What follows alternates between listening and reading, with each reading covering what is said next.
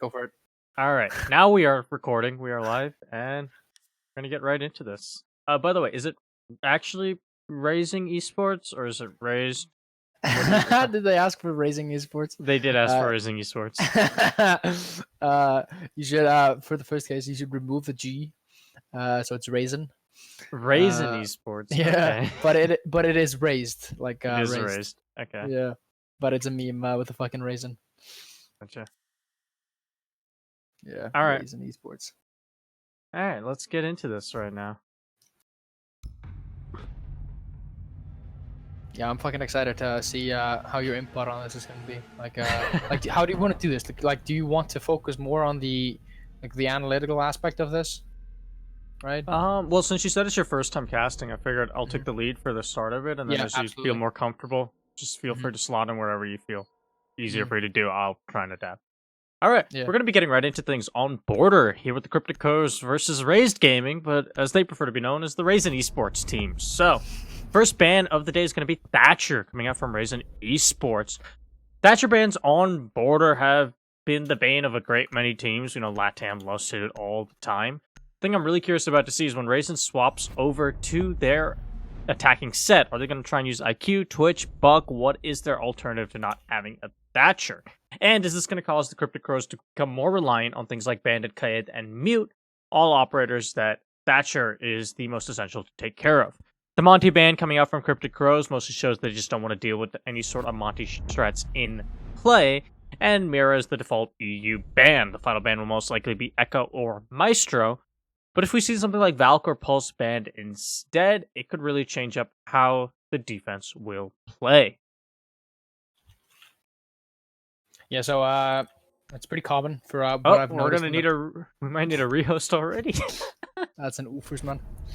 Yeah. So what I've been seeing like from Risen Esports as of late is that they've kind of like banning Thatcher on certain maps as well because they know that a lot of tier 3 teams, especially here in Europe, that they don't necessarily know how to handle it as well as some other Mm-hmm. higher tier teams because it forces you to adapt, right? It forces you to take operators like Buck and go underneath, for example, on maps like Clubhouse Yep. and the Twitch as well, which is, yeah, it's interesting to see how the teams will adapt to it. I mean, it's the whole reason that. Okay, so we're rehosting. All right. That gives me an excuse to restart my game and get this mouse cursor bug to go away. So I'll Oh, do is the that. mouse on the screen? Yeah, it won't show up for you on Discord, I don't think, but it's showing up Mm. in the recording, and I keep hiding it in the corner. But then, like every 5 seconds, it comes back to the center of the screen. Yeah. So yeah, but no, you're definitely right about the Thatcher ban. It's something that a lot of teams that aren't practiced with start to struggle with quite greatly. It's Mm. why LATAM likes to do it, and it kind of makes and breaks some of the competition between these top LATAM teams, although a lot of times it ends up with 5-1 splits on defense, even so. But they were trying it out for a large part of the beginning of this season, the tail end of BR6. It was like every match would have a Thatcher ban. And Mm. some teams like FaZe would adapt and start running some pretty creative stuff with Twitch on Border in particular, where they would try and deal with these electro claws and whatnot. But then teams like Black Dragons already really heavily used operators like Kaid in their lineup, so the removal of the Thatcher just made it harder to attack into Black Dragons' setup, but then Black Dragons also wasn't as great as attacking into it. So it made for some really messy games at the start of the season in LATAM, and that's why the Thatcher ban has always sort of been associated in my head with LATAM's meta, because they are by far the region that does it the most. And to varying effects. I know when Nip has done it a couple of times on Cafe, or if it's gotten banned on Cafe from either team, Nip has actually started Mav tricking walls like Cigar, into Freezer from Piano, and that had varying degrees of success. Some rounds it worked out flawlessly, and Nip just gained full control. In other rounds, the Mav tried a trick, died, and the round was a lockout as a result. So, Yeah. Can I add in? yep, go for it, man. You Yeah. don't have to All ask. right. Just I'll try and All make right. Cool. lulls in the casting and give uh, you opportunities. Thanks, dude. So like what I've been seeing as well, what you've been mentioning the Maverick trick, as I want to see like in the future, when people are banning Thatcher a lot, is to have teams like constantly bring out Maverick, right, when he isn't banned. And what I've Mm-hmm. seen sometimes is that on maps like Clubhouse, where teams frequently will ban out Maverick, is that some teams ban out Thatcher as well, which makes it for Mhm. like a really interesting combination because like you will have like the hard breach is going to be like super tough to get through, right? So like on some walls like Jacuzzi, for example, it's going to be really tricky to get that wall open. Yep. And we're we're probably maybe gonna see that later on the third map as well. But like what I find really interesting is like how you can bring out the Maverick and basically take out kind of Thermite and the Hibana, the need for it. So like we've been seeing it a lot. We saw it first with Fnatic in I think it was the Invitationals, where they went to Clubhouse on the CC wall and they brought out the Maverick and he just removed the top bit of the reinforced wall and the lower bit as well. So you get rid of the reinforcements and just makes the wall basically soft, right? So like I think it's Yep. very interesting to see that put into the game, and also just Does and anyone not want to just hear a using song? it on CC or Clubhouse, but No. use it in Oh, yes, every yes, yes. situation. So you Right, can go okay, all well, over I the need- wall I need- on I border need and Justin just to do exactly the participate. same Are thing. you It ready, just takes Justin? more time, and like Yes. the team just have Alright. to adapt If you just their time know it, management clap your hands. around opening that wall. Yep. Oh, we have the That players messing with the cast as they will be picked up in the volume right now. And, We don't know, by the way. It's just But random. but Game no, over. you're definitely Dude, I right. can't. What I there's no point in casting while they're still talking. I have only one hand. Oh, man. Woo! All right. If I alt tab out of it though, we can actually continue the discussion because I won't hear their nonsense. Actually, is everyone in? That one's for you, Hydra. No, Igloo's still not in. Okay. You can try like when you're playing the game and spectating. Like, do you have dual monitors? Yes, I do. Yeah. Yeah, you so do. Yeah. I'm just going over to the second monitor. The problem is whenever I hit Alt Tab, it brings up the side screen, and it's just the habit to hit Alt Tab, and that covers up if Igloo's in yet or not. But Yeah. I was able to click away this time. Yeah. But no, you're right, and I think actually Mav tricking, from what I remember, was starting to get popularized a little bit before invite calls, especially on Clubhouse. And the team that stood out to me back in like kind of the early days of Mav tricking starting to become a thing that really impressed me with their Mav tricking. At this point, it was a known thing, but not a lot of teams had practiced with it heavily. Was actually 92 Dream Team. So really? while they were a meme team for the most part, they were wicked fast at Mav tricking Clubhouse. I'm pretty sure they could open up that server wall in about like 15-20 seconds tops, which was shit, that's insane impressive. for a normal team to be opening it up that damn quick. But hopefully now we can actually get back into the game.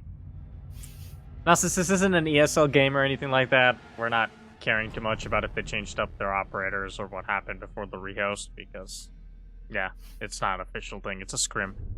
But regardless, what we did see going into that previous round was actually going to be a ventilation workshop defense first. And if Razed or Razed, however you want to refer to them, chooses to go for that again, although it looks like they're going to be going for Armory Lockers instead, which is the primary site, so regardless, I do like teams that try and show the secondary or tertiary site first, seeing if they can get that strat to work out early on. One thing, you haven't turned on your screen share. Oh, you're right. When Discord conked out, screen share conked, or when I restarted the game, screen share conked out as well. So There we go. Now that's should a be beautiful back. side right there. The mouse bug is back again too, so that's fun. But I've been able to get to the side of the screen effectively enough so that it won't impede. Attackers need to locate Alright. and defuse bombs. So yeah, it is going to be an Armory defense coming out first. You can see the Mozzie being brought out from Razed, and there isn't actually going to be any sort of Bandit, Mute, or Kaed, despite the Thatcher being banned. In fact, they're going to be making the wall soft and having the Maestro playing the long angle. So really, that Thatcher ban is going to be most detrimental in the fact that they can't clear out things like these Mozzie pests that are going to hamper their droning without actively getting into the building, possibly starved for intel. Another nice advantage of the Thatcher, especially if you have the extra EMPs available, is catching things like Valkyrie's cameras and making them glow that bright blue, making it a lot easier to find, or just disable it long enough for you to go for a plant. It's a 10-second disable, and it's a 7-second plant timer. Yeah, I've noticed sometimes with Raze, this is a mistake that they often don't account for sometimes is that they ban Thatcher, right?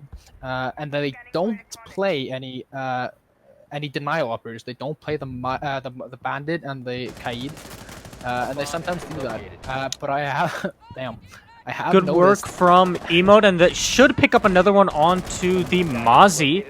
And he actually managed to escape with his life. So you could see there was a flank drone of Igloos in position there, and it looks like someone actually dropped once again. I think Shadow did. And that's why they were able to pick off the dock so easily. And I don't know if someone got off of that flank drone, because then the Mozzie ran out shortly after, and he was outside for a decent chunk of time before he started getting shot at. Luckily for Razed, none of them actually died because of the Mozzie, but there was another death that occurred at some point to the Capitan. You can see the sledge took a lot of damage in the process as well. I want to say that was the Jaeger or the Maestro peeking from a long angle. And you can actually, speaking of long angles, Maestro going for one, and they're just getting aggressive onto these balcony windows. It's going to be all up to Sigrid in a 1-on-4 due to the unfortunate disconnect of his teammate, and they're all running out for him. That's a pretty easy cleanup for Razed Esports. Yeah, so to add on that, like this is something that Razed really likes to do sometimes, is go like really aggressive. They sometimes try to copy the well, sometimes it's the first time I've ever really seen them go that aggressive, is that they play a lot of cogs, right, the ACOGs, and they make up these angles in the break room. So the dock is, if he doesn't die while doing that run out from the east stairs like he did at the beginning, he likes to hold the angle through break door and onto CC door, or the break room door, that is. And then basically sometimes they start really aggressive, and they use that dock on the east stairs, like they did like right there. They used the dock on the east stairs when he runs out, right? And then they did it with the Mozzie as well when he ran out. And then at the same time as the Mozzie ran out of east stairs, the Jaeger jumped out of CC and ran around the corner. I didn't know if you saw it or not, and they go really aggressive. So this was seen like with what's the team names with Nora Rengu. They did that during the, I think it was either the invitationals. Yeah, it was invitational. Yeah, it was their invitational matchup against what team? When Walker ran out and got that kill with Valkyrie from a mile away. I want to say that was against Fnatic. And actually, speaking of Fnatic, Fnatic's the other team that really employed a similar playstyle against Empire at Milan. And that's how they were able to run this map 7-2, 7-1 against Empire during the Milan semifinals. And yeah, it's just Border. Part of it is that the map has gotten so stale, so a lot of things are well known about it. But the other part is it's always been a map that leans itself quite well to aggressive plays based on intel. And the thing that kind of disappointed me there with the Cryptic Pros is a lack of just holding on to their drone for a second longer. They got comfortable once they picked off the dock because they saw that run out was coming, and they said, okay, let's catch this dock. They got the free kill onto the dock. Well played there. And then I guess no one was watching it. Now, it is possible that was Shadow's job. As you saw, she disconnected shortly before the second run out came from the Mozzie. And maybe that's why they didn't catch when that run out was happening. It was actually Shadow that had one of the drones perched in there, and Igloo had the other. So that is definitely possible. But either way, whatever the reason is, when you get gifted, you know you're running into an aggressive strategy like that, spending those extra 2 seconds on the drone just to make sure no one else is trying to clean up what was the failed run out is huge to properly winning out those rounds. It was Mira and not. Oh, why did I ban? Because I was thinking the run out, and we were talking about the runouts, and I banned Doc and Mozzie. Whoops. Because I just was banning the operators we were talking about for a second. Yeah, dude. I'm not even going to do their team names now, just because it's getting to be too much. Let's see if Shadow DCs the third time. Yeah.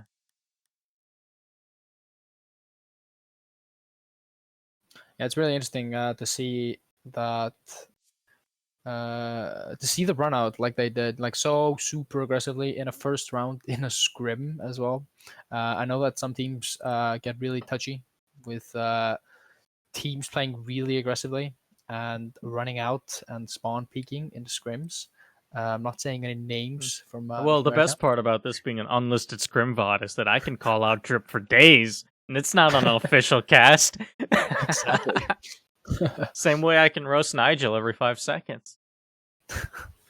But no, I mean, the thing about scrims from a serious standpoint, and talking about that, it goes both ways because there are definitely teams now that go for those aggressive play styles, and actively prepping your team, making sure they're ready for such play styles is a huge part of succeeding. Especially for these teams here at Tier 3, because the teams that start to slow down on that playstyle the most because they expect to be the most punished are the top tier, Tier 1 Pro League teams. When you're talking about Challenger League, a lot of the teams that do well, especially in the qualifiers for Challenger Leagues, are the more aggressive teams. And then the team that does kind of the second best in the qualifier portion is the team that's the best at responding to that aggression, because they can keep up with that one aggressive team, and they may not be racking the score up in the qualifier points the way the aggressive team is doing, but they're keeping up and they're not losing directly to the aggressive team. Then when you get into Challenger League, it starts to stabilize a little bit, and by the time you get into Pro League, you're better off if you're able to respond to aggression. And the other aspect of it is there's a difference between showing an aggressive face first round, trying to set the tempo and start working conditioning, which is something that will happen at every tier of play, and just doing it every round for fun and memeing around, not really trying strats, and going as crazy as possible. And let's fucking go. Alright, wow. So impatient. Oh god. I did set it to Westy. Well, we'll find out with their pings in a second. Yeah, no, they're fine. Igloo is... Yeah, I was going to Okay, just... they're calling now. Alright. I just want to make sure it wasn't still on NA because I've done this like 7 times now. And things slipped through for sure. It's actually looking like it's going to be a Customs defense second from Razed. Now, I'm not sure if this is because Customs is their secondary site, which would surprise me, or if again, it's that conditioning mindset, trying to keep the other team guessing about what strategy you're going to employ and where. The Kaid coming out now with the Thatcher ban in play is also going to make Customs a little bit easier to defend, and the thing I'm really curious about is how they utilize this Kaid. Whether it's that they want to seal up those hatches and play some angles above instead, which I find a little bit doubtful, or whether this is primarily focused for stuff like Jail Wall, or even all 4 of Passport. The thing about Kaid is while you can get a maximum of 4 walls, you can only get 2 that are next to each other, as opposed to the Bandit that can go off and get 4 separate walls. So you have to be a bit more picky in terms of where your Kaid placements are going, and seeing how they want to set this up in coordination with the Thatcher ban, I think will give a lot of intel on how the defense likes to play this site, particularly with that change up between Jail Wall or Passport, or if they go crazy and try and get some hatches instead of wanting to actively play the hatches, as this is a site that kind of rides and dies with your CCTV control. The one thing about the hatch is that since it's on a soft floor, if Cryptic Crows are running breach charges, you can destroy that Electroclaw without actively getting below it or having to send a Twitch drone or anything. Just by putting a breach charge next to the electrified hatch, the explosive radius typically will catch the Electroclaw out.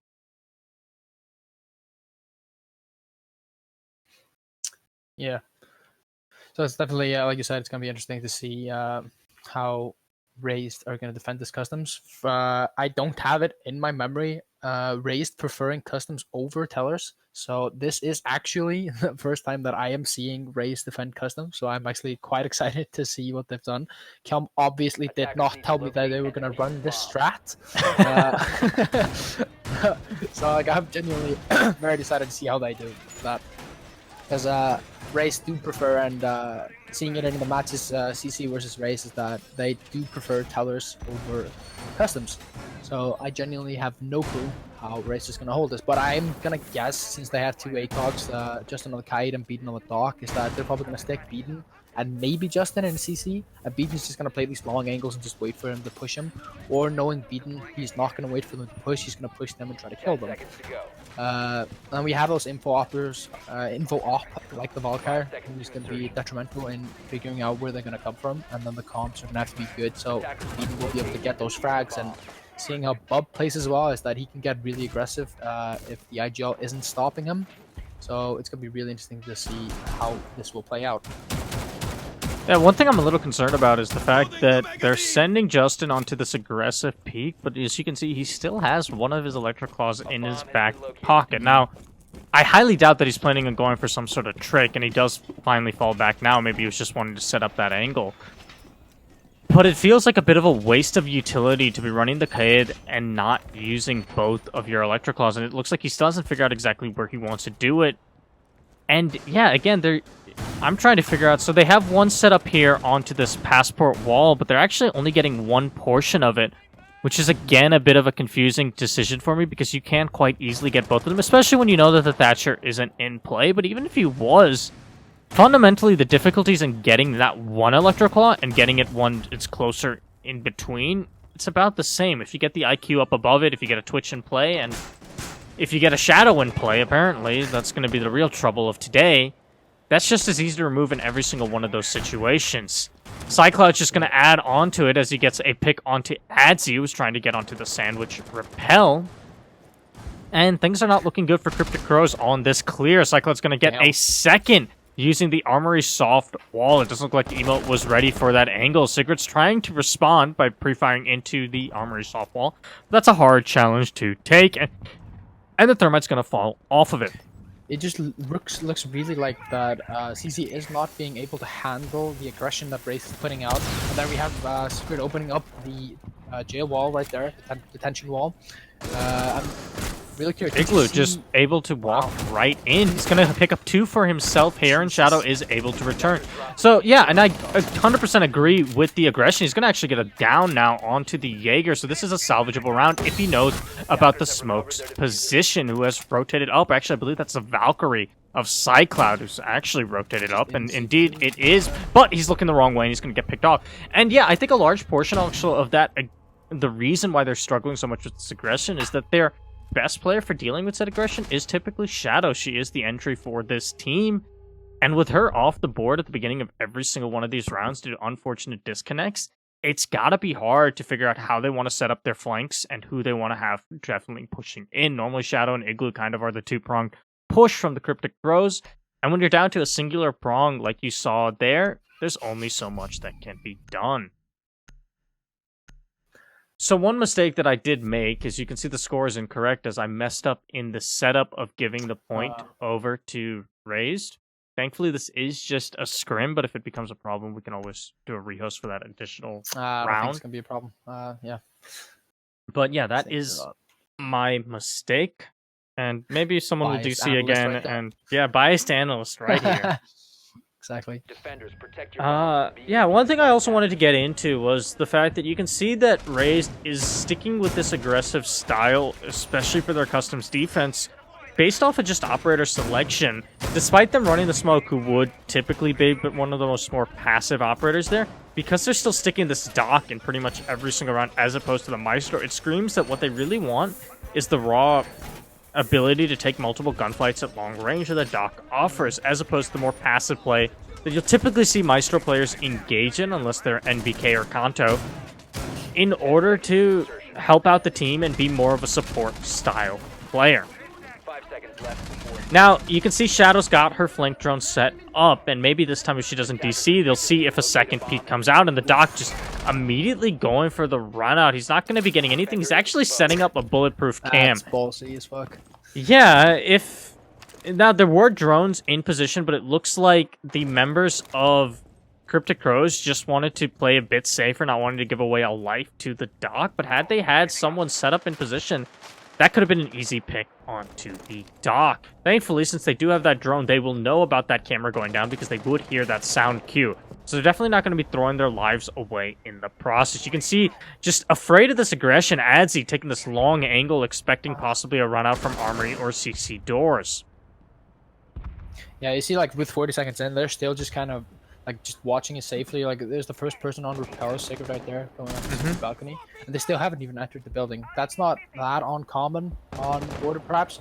But especially, like, since Razed is contesting CZ very heavily, so it isn't that uncommon not to be getting into the building. Drop the bomb. And there you go. There goes Bubby with the first kill on the Secret, dropping the Therma as a big pick.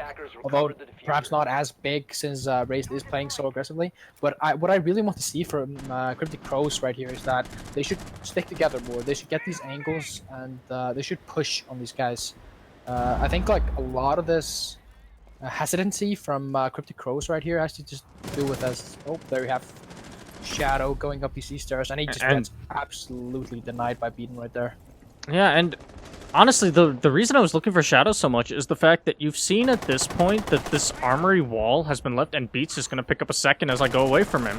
And I think he's going for his third. He's going to take a lot of damage this time. The fight back coming out, but Gelm is going to shut down Igloo, and it's all up to Adzi in a 1v5. But no, I'd like to see Cryptic Crows realize that because they're going for this aggressive style, they are leaving some holes in the defense that can be abused. And the big one that I'm seeing is you don't need to be sending the Thermite up for that armory wall because they've been leaving it soft every time, and you are still running that Ash. So one way you can easily adapt to that is just getting the Ash up there, immediately blowing open the armory wall, and a nice drop shot from Adzi. Although Beats' outline was there, of course. Nevertheless, it was a beautiful shot, and it looked cool for the moment.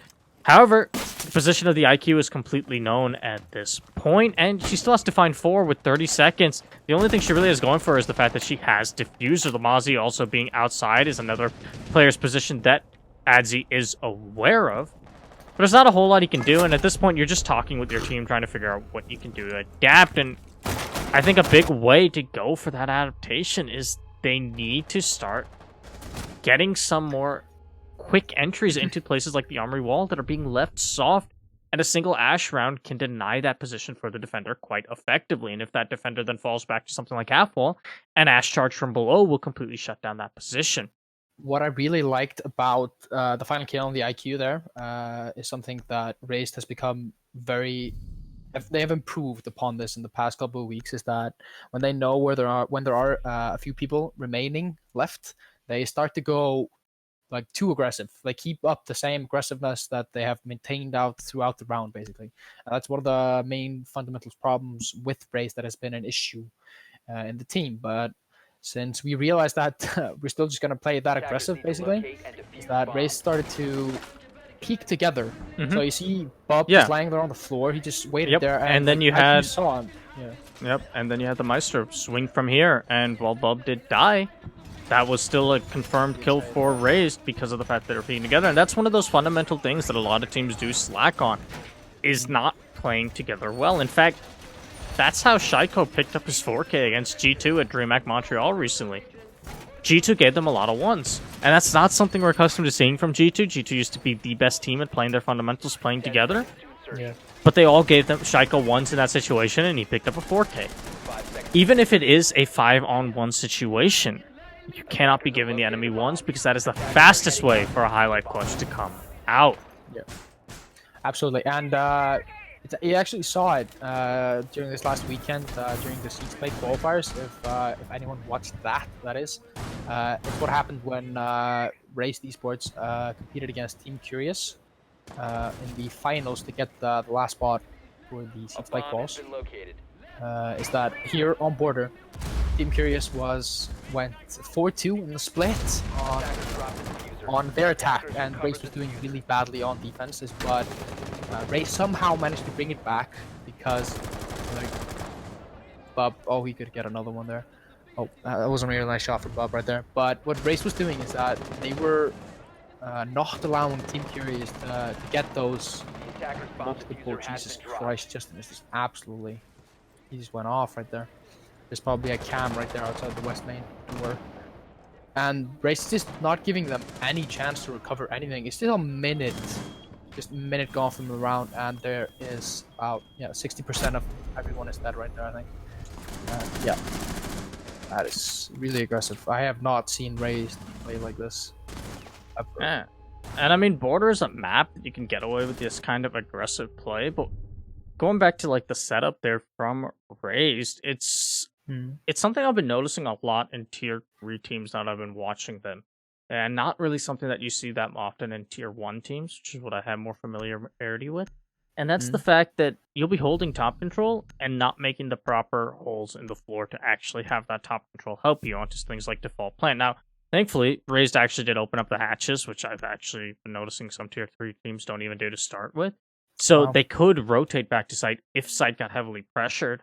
But it's always one of those things you have to be really careful of. Against a very aggressive, quick team, that smoke that is single-handedly on site could start to get overwhelmed, and you really only have that hatch to play around. When you're running something like the Capitao on emote, should they hit this bathroom wall side hard, you can smoke off that hatch and immediately get into sight and try and overwhelm this player, the one smoke that is going to be playing around the workshop area. The other option is, of course, to go for the pinch from the front door, because, again, there were no holes set up in the floor, and there was just these 2 hatches that they can play off of. And as long as you play around that effectively, and this is something I've talked about with Cryptic Crows before, that is a quick and easy overwhelm of the site. Now, in Cryptic Crow's defense, since I have talked to them, they haven't quite set up their strats for those situations, despite being aware of them, and I also think that the raw aggression is causing them to start to slip on some of the stuff that we have talked about before. And you can see now there are these holes now for their customs defense, so there isn't that same weakness that we saw there on their ventilation workshop. But man, this aggression just coming out non-stop, and the members of Cryptic Crows not being given a break here on Border. And I think part of that is also just Border, and they may not have ran up against the team quite this aggressive on it. Because while Razed is doing an excellent job landing their shots, because of the nature of Border, none of these runouts are necessarily anything that isn't known, that is kind of crazy. It's all stuff that you can have flanked set up, you can have things watched out for. Jesus Christ. But they're just getting the right picks at the right times, and CC seems to be struggling to figure out how to adapt. Kelm will be down, but since they have a dock in play, he'll get picked up. However, Justin... Immediate refrag right from yeah. through the holes that you were talking about previously as well. Yep. So, I mean... Keep going, yeah. Yeah, it's one of those situations that for a lot of teams, it starts to become a bit of a tilter when you're into this insane aggression. You're not exactly sure where do you enter from. How do you take this? You don't know if you want to slow down, if you want to pick up the pace, if there's something to abuse on site. And you can see Razed really feeling themselves now as the Doc will just take a solo challenge onto Sigurd. Luckily winning it out, but had the Thermite been a bit more ready for that peak, that's going to be a 2v3, and those are the kind of risky things that you typically don't want to be seeing happen. But hey, I mean, there's definitely one team that's feeling themselves as the smoke just charges all the way out, and Emo gets a second onto B. They tried to pinch off the Capitao without knowing his positioning, and that's going to cost them at least one member. You can see the smoke trying to set up things for his own escape, as well as the fact that if someone rotates down, they can outplay this long angle from the metal stairs. So I like that playmaking on the fly from the smoke. Realize that these walls weren't preset, and that was mostly because they wanted to deny the attackers the ability to hold across. But when you have a singular attacker that you're running into, it's not too much of a concern, and it's definitely something that you can set up later in case Jaeger and Kaid have to retake onto the site for some reason or the other. I'd like to see... Wow, okay, so now Razed is just going... Yeah, sorry. That just goes really back into what I was saying in the previous first round, is that what Race is doing is that they're taking these really stupid 1v1 fights, and it's not necessary at all. You can see like Justin's holding down the angle on the window there as well, and Calm is watching it as well from the stairs. Yeah, what like Race could have won that easily 4-1 in my opinion. Beat didn't need to run out there, but Be sure as hell did not need to run out there as well. To take these dumbass 1v1 fights when the Capitao is clearly ready just for those picks. So that is one of the problems that Raze has frequently been going through, is taking these really aggressive, nasty, unnecessary fights at the end of the round when you're just giving the enemy the opportunity to close the gap. And that is exactly what you were saying before, is that giving the opportunity for these 1vx clutches to happen. Yeah, and I mean, another thing files a bit on the Cryptic Crows is that you're not seeing really any adaptability with their operator lineup. When you're running into this kind of aggression, you have to kind of run the Nomad if she's left unbanned, especially on a map like Border, where most of these are based off of jump outs. And if you can Nomad those early, you turn those jump outs into free kills for yourself. Gridlock can also help with shutting down flank wireouts, but that requires you to get into the building. And to that extent, it sounds weird to say, but there's even a part of me that wants to drop the Thermite just for one round, where you answer back with the aggression, with some aggression of your own, because you're not even getting into a point where your Thermite's starting to open up walls, where you can start to play this more default.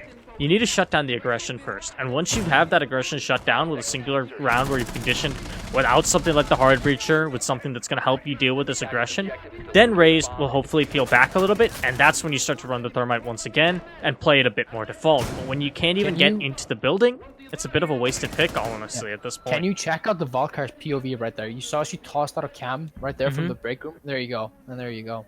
Like that is something that the IQ needs to get on ASAP in the beginning of the round. They know that they've been, Yeah, and this is a cam that you can get from the Valley spawn just from the other side of the wall. You'll spot it out and you'll see it. And it looks like the IQ is going to be checking for it, but she's out of range. She knows that the camera went out, but she's not exactly certain where. And as long as that camera stays up and... Yeah, you can see there's only one camera that's actually set up for that aggression. The rest are utilized within the site, within the map to help play when there's a push that's happening out. But honestly, with the way Razed is playing this right now, this is a 5-0 right now. This isn't a 4-1. That was my mistake on the scoring. This is a 5-0. There's even an argument to be made that Val could be using all of her cameras outside and just enable the aggressive play and try and close out this half flawlessly. As the Cryptic Crows are going to be trying to get their first round that wasn't gifted to them by the Observer.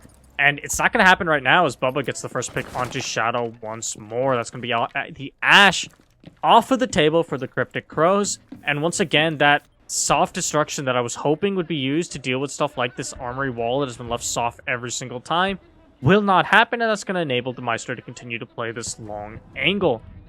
Emote going in for the repel there, and he has to try and clear out CCTV, but that should be an easy run out for Justin, who has the intel, but ultimately Emote was watching. He'll take a lot of damage, but that's the M249 beating out the MPX at that range. It's possible the Doc gets aggressive here as well, but no, for once he's not going to.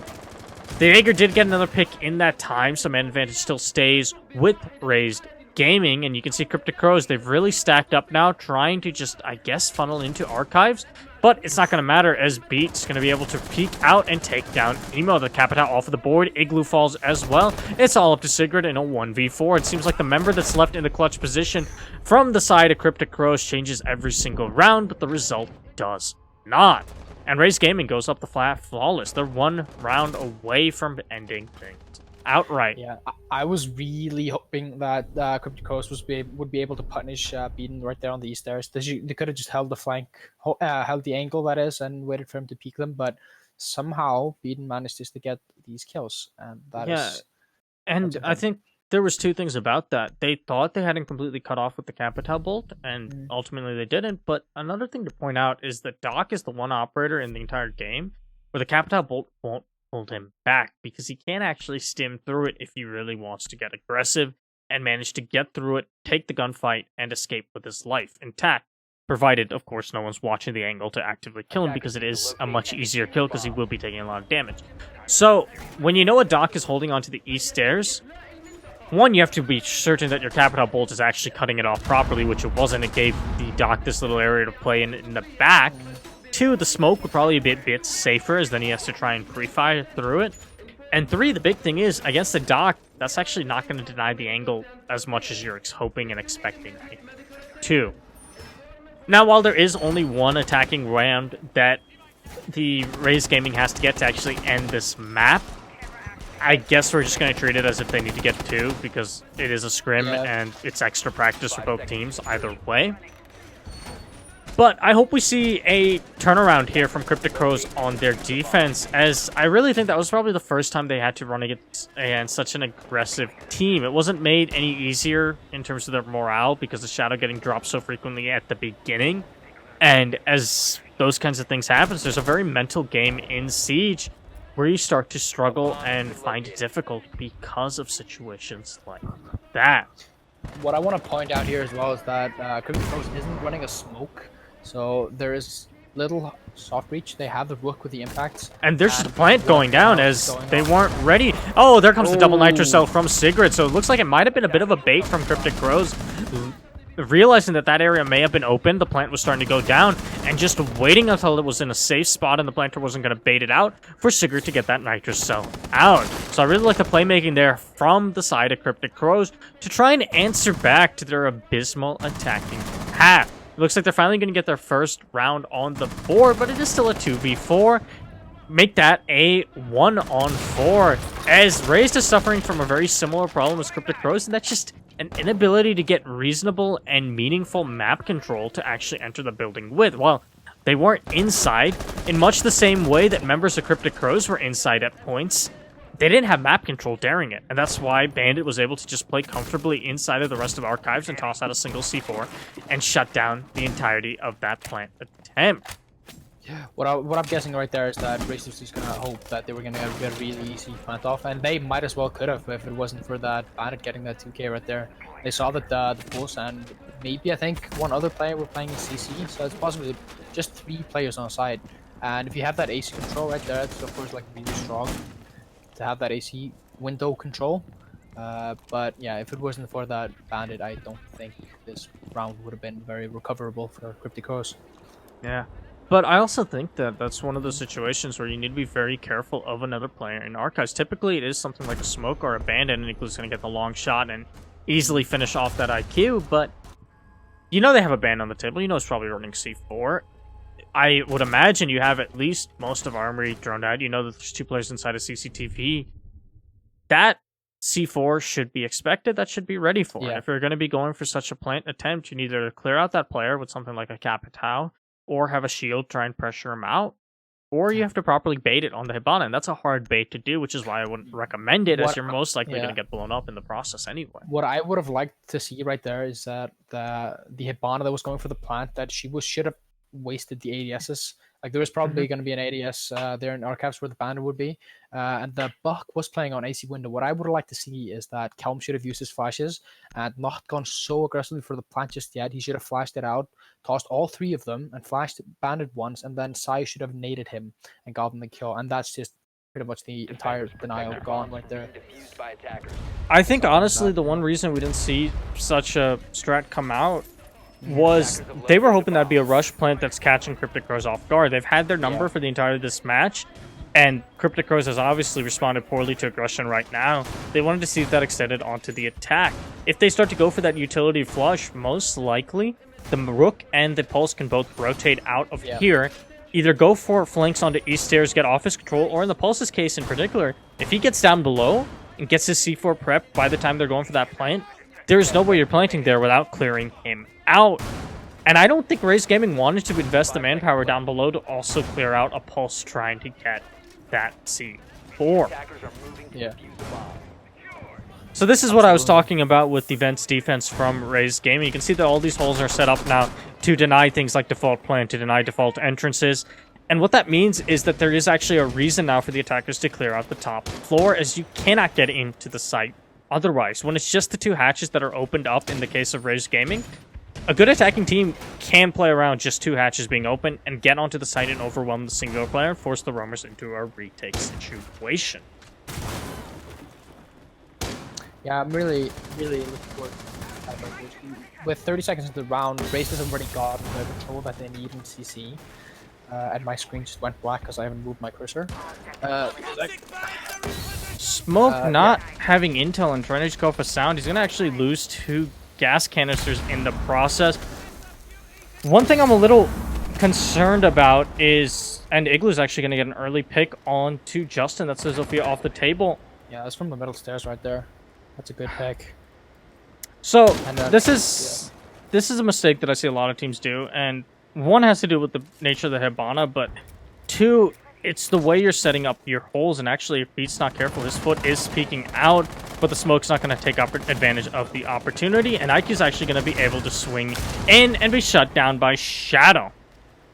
So, yeah, it's just clear lack of droning right there from the side of Razed. The spot Emo will get cut off by the player onto Sandwich Repel, but Sigurd's going to respawn with 1 onto said Buck with, I believe, a... I think the Pulse jumped out from below to get the Buck, so the Nomad needed to get the air jab in position there before you even go for that Sandwich Repel, if that's the crux of your push. Or your clear, I should say. So here's my problem with this particular style of Hibaning. 1, it's a lot of utility to use just for the top floor as opposed to bringing the Thermite, as you're now out of hard breaches. Adzi in a difficult position, and Kilms doesn't win out the gunfight initially, but he will finally, so it is now a 2v2. And they have to go up against the 2 FBI operators, but they finally have the top control they want, but not with operators that really give them a whole lot out of it. And you can see the Hibana has been extremely punished. Adzi, just in a difficult position, not able to rotate out and trying to just last for as long as possible. So this is still very much a Cryptic Crows style round, as the 2 remaining operators on their side can definitely set up the cross plant planks needed. And the fact that there's only 30 seconds left, and with the Sniper Cell still on the board for Sigrid, it's going to be very difficult for the Hibana to plant with such low HP. However, the breakdown I finally... And yeah, there's Igloo getting the shutdown. I imagine that it's going to be a pretty quick kill from Bubba there, but Sigrid should have this Nomad dead. Bubba's going to take it. Bubba's going to take it. Nope, Sigrid. Just taking the off angle and playing that fairly well. So, anyway, what I was trying to get with the Hibana. When you make the entrance on the right-hand side of the wall, if you're looking in from the armory side, and you make the peek hole on the left-hand side, it's kind of the reverse of what you want to do as an attack. You want to flip them around where you're entering from and where you're making the peek hole, because if the peek hole's on the other side, that gives you the cross angle to cut off Africa, whereas the entrance gets a little bit of protection from that jutting out of the wall by the small office, and that's where you want to enter from as an attacker. If you are flipping them around, ultimately what ends up happening is if your attacker enters from there, they have to challenge Africa as they do it, as opposed to just trying to use the cross angle to clear out Africa. And so what's Africa? So Africa refers to kind of that like small area. I'll point it out once we get onto the map proper, as it is a little bit hard to explain just verbally. But yeah, Africa is this area that's right around the sandwich area. It's also sometimes called Horseshoe. Just this whole junk of an area, sometimes when the bomb is placed there as well. And the reason I'm talking about this angle, you can see if you have this wall opened up, you have now a long angle to cut off a player trying to wide swing from there. If you have an entrance there, you now have to challenge a player that's playing in that area. And if you have your entrance here, you get a little bit of coverage here from this jutting out portion of the wall, and that's a huge part of how, especially when you're attacking armory as opposed to just clearing it and getting those default plants down. I'm noticing a lot of teams flip around which one you're supposed to make an entrance and which one you're supposed to make an angle on. And that's one of those like basic things about border that you learn over time when you're attacking into the map, as far as why you open up a certain area, why you make a certain area just an angle. And it's something that can be adjusted in every single strat as you start to learn it. It's also a huge part of why Thermite typically sees play here instead of Hibana, as then you can actually just use one to open this up, open up the armory wall, and use your second one on something like bathroom. You could use it if you really want to try and clear out offices. You just get a lot more flexibility and variety, as opposed to the Hibana, who's really not going to give you that much opportunity. And again, you can see entrance hole being opened up as opposed to an angle. What you really want to do is cut Emo down, lock him into that position. Another thing I don't like is the staggered... And yeah, there you see that angle, the effectiveness it has at killing Shadow, but you don't need that as an entry. And another thing I don't like is the staggered Hibana pellets, because if there were impact grenades being ran on any of the defenders playing in this position, by staggering those Hibanas, the defender can impact trick it. And if you are trying to make it that an entryway, you're going to lose half of your X-Garces in the process because of that first X-Garce going off, and then the second one going off, which will be impact trick. The second Hibana being used onto Fountain to deny a player trying to play inside of Fountain. And you can see Igloo. This is something they do quite frequently with the Bathroom Teller's defense, is to have Igloo play by the trip wall, trying to bandit trick. However, since they don't have the Thatcher in play, the bandit trick I don't think was as important, so it was mostly just a contestation of that area, and Igloo's able to drop down, and the one thing I want to make sure is that he doesn't go into the death zone, and it looks like he is aware of that. The castle barricade, though, wasn't set up to protect him, and that could spell disaster later, as Kelm will get a second peek, and it's all up to Sigrid now on this top floor hold. There's not a whole lot he can do just with Smoke's kit, especially as he gets concussed, and the IQ is just going to jump over. She'll take a lot of damage in the process. A gutsy challenge, considering he has a shotgun, but hey, she lives. Cycloud's going to take out a teammate to punish the IQ for such a ballsy play. And Igloo, he does have these holes to work with, so he could deny a potential plant attempt inside of the Teller's site as the vertical play is being established. But where is the final member of Emo? He's actually inside a workshop, so they actually have a cutoff of both sites right now, and Razed is going to have to be wary of that. Yeah, you could see with Justin right there opening up those angles in Fountain, that he might have some information about where the mute might be, and he might be trying to get that pick off right there. It looks like Razed is going to go for the default plant in B, but they have the sofa machine right there, soda machine. And there they go for it. Yep. Igloo getting cut down from the balcony window. So this is something I've been warning Cryptic Crows about for a while. This is the first time they've been punished for them, is that angle in particular being played. But ultimately, a lot of that had to do with the vertical pressure being established properly from the side of Razed to prevent Igloo from being able to properly swing onto the door. The big thing was, in that situation, if Igloo can't swing, rather than have to try and cross over to the window, he has to make the call to the mute that he has to be the one to try and get over to Workshop and possibly try and long arm or try and toss out that C4. It's a tough throw to make, especially if you're not practiced, but in that situation, that's the only way you're able to still deny that plan. Ideally, you'd have a smoke still in play to make that toss, but he got cut off earlier up top. And when the sheer amount of pressure is coming down for the Bandit, it's almost the point where the smoke also has to drop out, or the Bandit needs to stay with him by leaving the smoke all alone up top. Razed Gaming ultimately won out the match there. Now, because I gave an extra round over to Cryptic Crows because of a mistake earlier, they do get to continue to play this match. But yeah, you can't leave your smoke really on an island in a 5-on-3 situation like they did. Either both players need to stay up and contest and just see what happens, or both need to fall off. If they fall off staggered, it becomes more ones that the members of Razed can take. Yeah, what I was gonna add in there at the end is that if you go down one floor and look at the tellers, you see the wall right there from Workshop that leads to the tellers right there. What we've seen and what we have tried to do sometimes is that we open up the top part of that, and we can you can stick a smoke right there, playing on the tarps right there, and you can toss a smoke grenade all the way from there and into the soda machine. Like it's risky because your smoke is going to be really exposed in Workshop, which makes you need to hold Workshop even more, which is hard if the attackers already have armory and office control. But that's definitely an idea. Yeah, and Cryptic Crows actually did have that opened already. So yeah, it could have been played from the smoke or even the mute if he's feeling confident about the C4. Again, that is like a nigh impossible throw to make, but in that kind of situation, I'm not seeing a whole lot of other options. The other thing is that Igloo, perhaps he just had to make the play to try and swing into there. And the CCTV hold proving to be effective right now, as Igloo has often had a lot of success playing those long angles from Rook, and it looks like he played all the way from 90 into the holes that were opened up into the break wall and just shut down the buck on the balcony rappel. A very nice long shot from Igloo, and it's the reason they set him up in this position.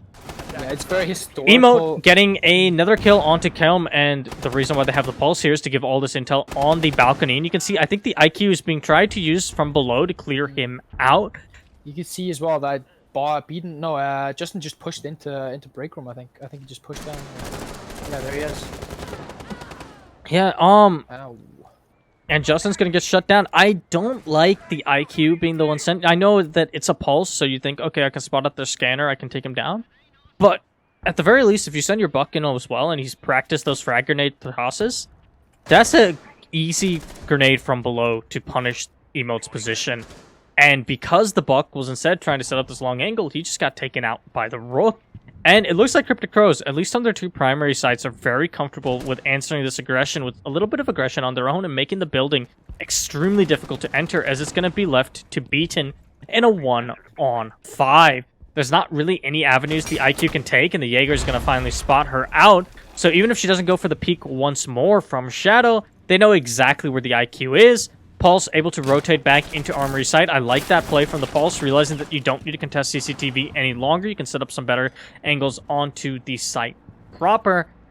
And there's not a whole lot left for Razed to do here, as now they just kind of have to discuss their options for their next attack. That's the best time you can use in this sort of situation. Emote's actually going to come back to CCTV as they're trying to track the IQ from above. He knows exactly where she is. And yeah, they're just going to know that she's going for the east stairs, and you can see Adzi in position to set up a crossfire with the Pulse. The Pulse actually giving himself the advantage of the angle that I think the buck opened up, and Igloo's peeking in from 90 while the cross was being held from the Pulse is going to give them the win. I really like this deployable shield setup, taking advantage of those new slits, and it makes it a lot easier to contest and peek onto east stairs.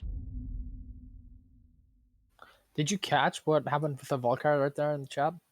No, I Did you didn't. see it? Let me know, actually. Interesting.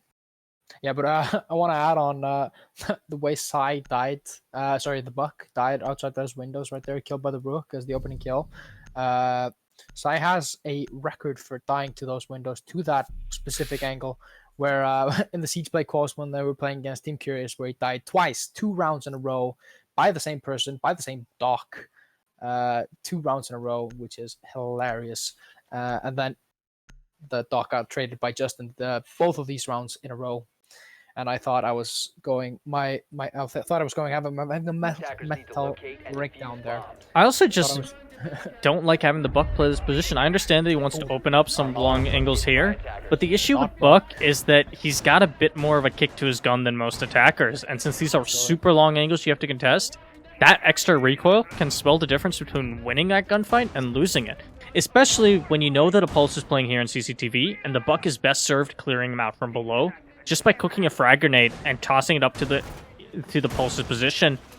It's a toss you have to practice, because a lot of players don't know the timing on properly cooking that frag grenade and getting it destroyed vertically in order to kill someone, as it does take some practice.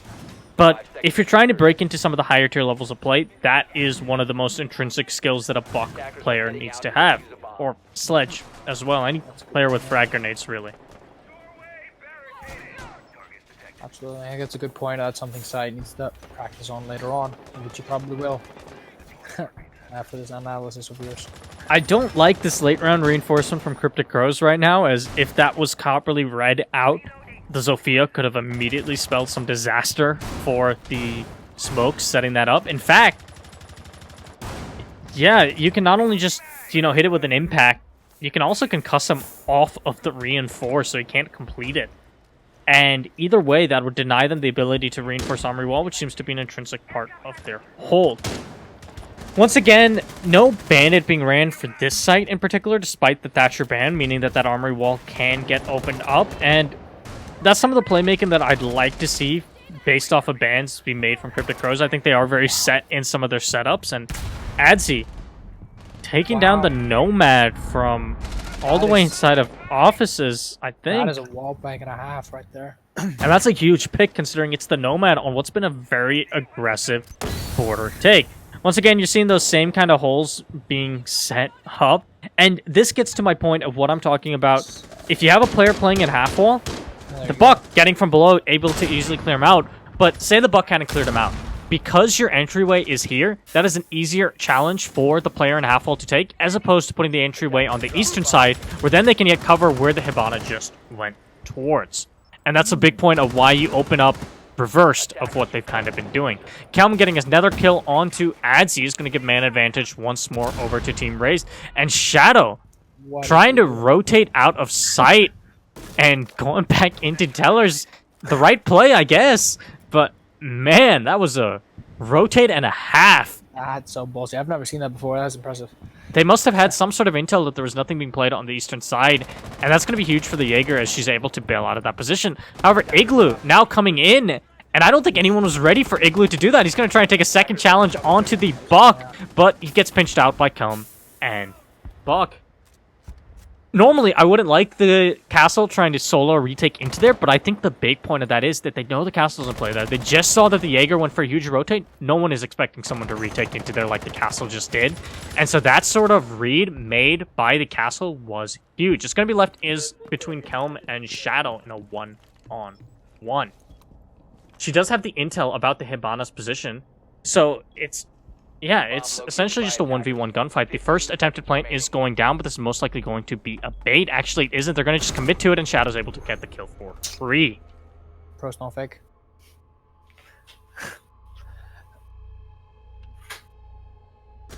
Yeah, it was a really aggressive entry right there into Armory from Razed, and just a huge mistake letting that castle get the rotate. Did you see where he rotated from? Was it just archives? I'm not sure. Yeah, he was originally down towards Workshop, and I think they rotated him up east stairs into metal stairs. It was metal. You're right. He rotated up metal stairs into archives, and yeah, that playmaking is normally one of those aggressive plays that you don't want to see a castle trying to 1v3 retake. But it worked out really well with Shadow's rotate because they thought top floor had been cleared out entirely. That's just a I'm huge actually gonna oversight have to from Razed. disappear for a singular round, so hopefully things don't get too crazy. But I will be Ooh, right it's gonna be back. interesting.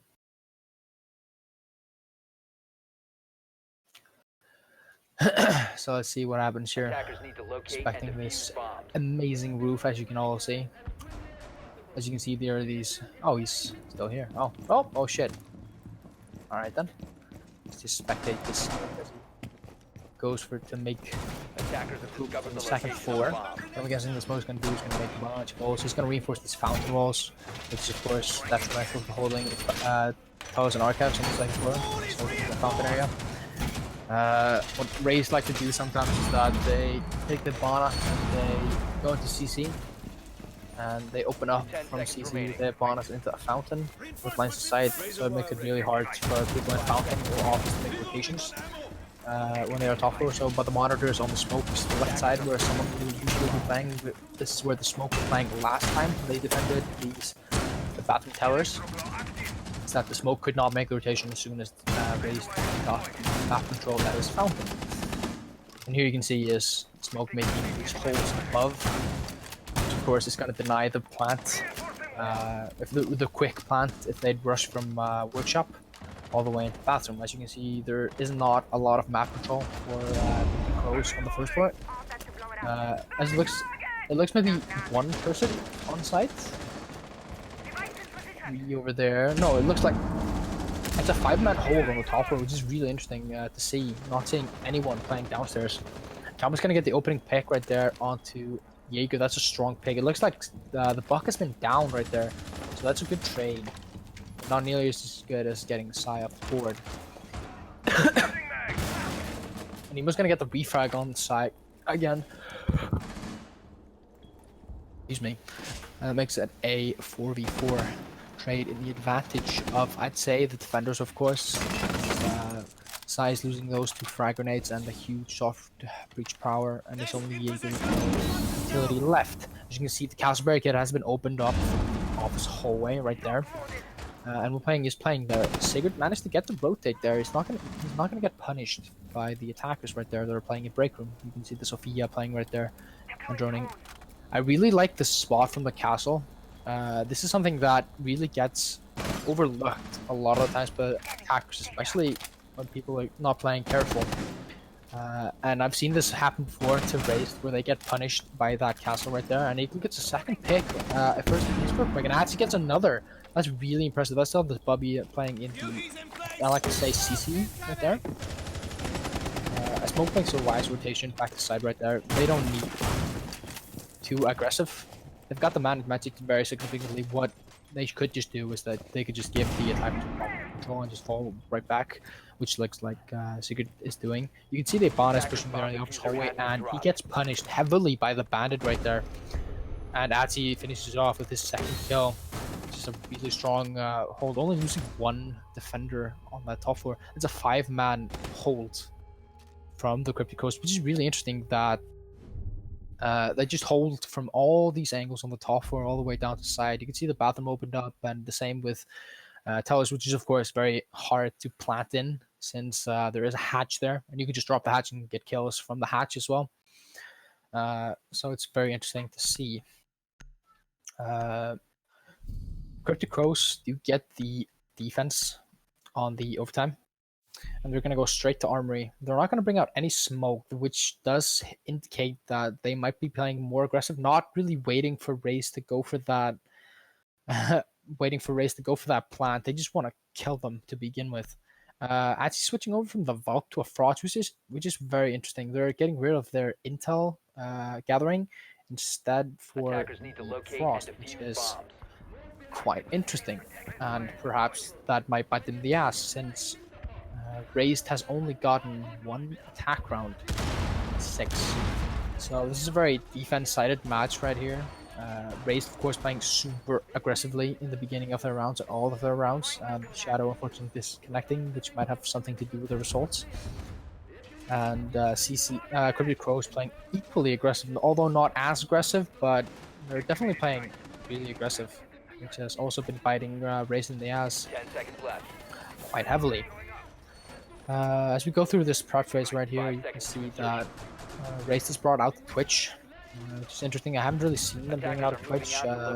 He usually likes to play his Ashe and do food soft reach instead of the Twitch, but as you can see that Cryptic Crows did bring out the Bandit as well, like they usually do, and he's going to be playing in Archives right there. Now he's going to be playing in their Archives or Fountain there. Just interesting. I'm very curious about where Frost placed her Frost traps. You can see that Razed is taking over the east stairs control. But on the Nomad is going to place down a Nomad trap on the east stairs to try to get rid of any flanks. You can see as well that Cryptic Crows is holding CCTV, which is very, again, common. Alright, sorry to make you do that for so long. Alright. So I can see Adsy busting out the Frost, and my guess is that he's doing this for two reasons. One is the deployable shield, yep. So we've talked about the operators that can get you deployable shield, and Frost is something that Fnatic swears by on Border, and the reason is right here. Now emote, any player that wants to clear him out from the window has to either pre-fire the Frost mat or take the gunfight with emote. And you can see he's going to get caught in it. So despite the fact that he gets the down onto the pulse, that should be an easy cleanup for Igloo. And indeed, he's going to get it, but he doesn't seem to be aware of the Twitch's position. However, since she kills Pulse, Oh my god! Igloo getting a second kill, and then the Twitch realizes that he's there. Bubby is going to get down from Sigrid taking the gunfight, and it's going to be a 2-on-1, but the Twitch should be able to recover her teammate in just a second. So yeah, that was the perfect example of why Fnatic in particular uses that Frost, and it's for that window right there, as well as a handful of other positions on Border. When you want to clear the pulse, the most common way that a teams will do it is that they're going to take the gunfight with the pulse as they jump through the window. But if they do so, they are going to get down by the Frost mat. And if they pre-fire the Frost mat, then they're going to get killed by the pulse. So either way, that player should be taken out, and indeed, they were. In addition, you can see that the second Frost mat was set up onto this vault right here, and that's to protect the Rook in case someone tries to get aggressive on him. Attackers have located a bomb. I'm curious where the final one was set up. It might be... Yep, and there it is, on default plant. So, especially if the Frost isn't known, that can catch some teams off guard. And yeah, Frost finishing off beaten, and it's going to be all up to Bubby, who is one shot from death at all but the longest ranges of the MP7. And it doesn't even look like it has to be a long range, as Sigurd, just playing behind the bomb, gets the easy pick onto Bubby. And we're going to be going on to round 14. Can Cryptic Crows do what they haven't done before, and that is win an attacking round on their own without assists from the rehost, giving them an extra point? Because remember, Razed did technically already win this match 10 years ago, but I made a mistake during the setup. And it's more practice for both of these teams. That's a huge part about Scribs, is just the fact that they get to play more rounds. Yeah. I think this has been better for both teams, as they've now gotten a lot of time to practice both of their setups against one another. And it's become a closer match as a result, and you see what that difference of one round made between what would have been a 7-2 scoreline versus what is now a 7-6. What I really find really interesting about this matchup so far is that both teams have gotten the 5-1 scoreline on defense, which really kind of emphasizes the lack of maybe coordination from the attacking side, not being able to punish these aggressive plays, especially like Rook playing a CCTV as he did on Cryptic Crows' defense, not being able to punish the aggressiveness there. I also think I also think the Thatcher ban has been a huge part of that. They haven't been able to clear out things, intel sources like Valkyrie. They haven't been able to clear out ADSs that are protecting players, and most importantly, of course, is the hard breach. Now, Razed doesn't really reinforce the armory wall, so for them, it hasn't been too much of a detriment for CC attacking into it. So, it's almost like these bans should have been flipped, because Razed were the ones to do the Thatcher ban, but they're not the ones abusing it. Cryptic Crows has been a lot more focused on things like the bandit play, as opposed to Razed, who have been playing a much more aggressive, looser defense. And it almost feels like the Thatcher ban was here for this site when they're in open area, and to enable some of this open area aromas, they're actually not even playing open area. So what you can see right here is that Razed is playing ventilation, but instead of holding the top floor, they have a 5 men, all 5 men downstairs. They don't have any presence in armory or any top-floor presence at all. What they did is they reinforced all hatches and customs as well, except for the one in Fortnite, which is the small box in CCTV. They left that soft. So basically what Razed does here is that they have 4 players playing Nitro cells all from below, where they have camps from above, upstairs and armory as well. And they have the pulse as well, giving information. So it looks like CC, the Cryptic Coast is kind of reading into this, because they have of course faced this many times before, as this is one of Razed primary defense strategies for ventilation. So like they're not contesting top floor at all. It looks like they're just gonna go for this B plant right here. What they should do is that they should open up the tension and challenge these players and customers. It looks like they should go for the plant already.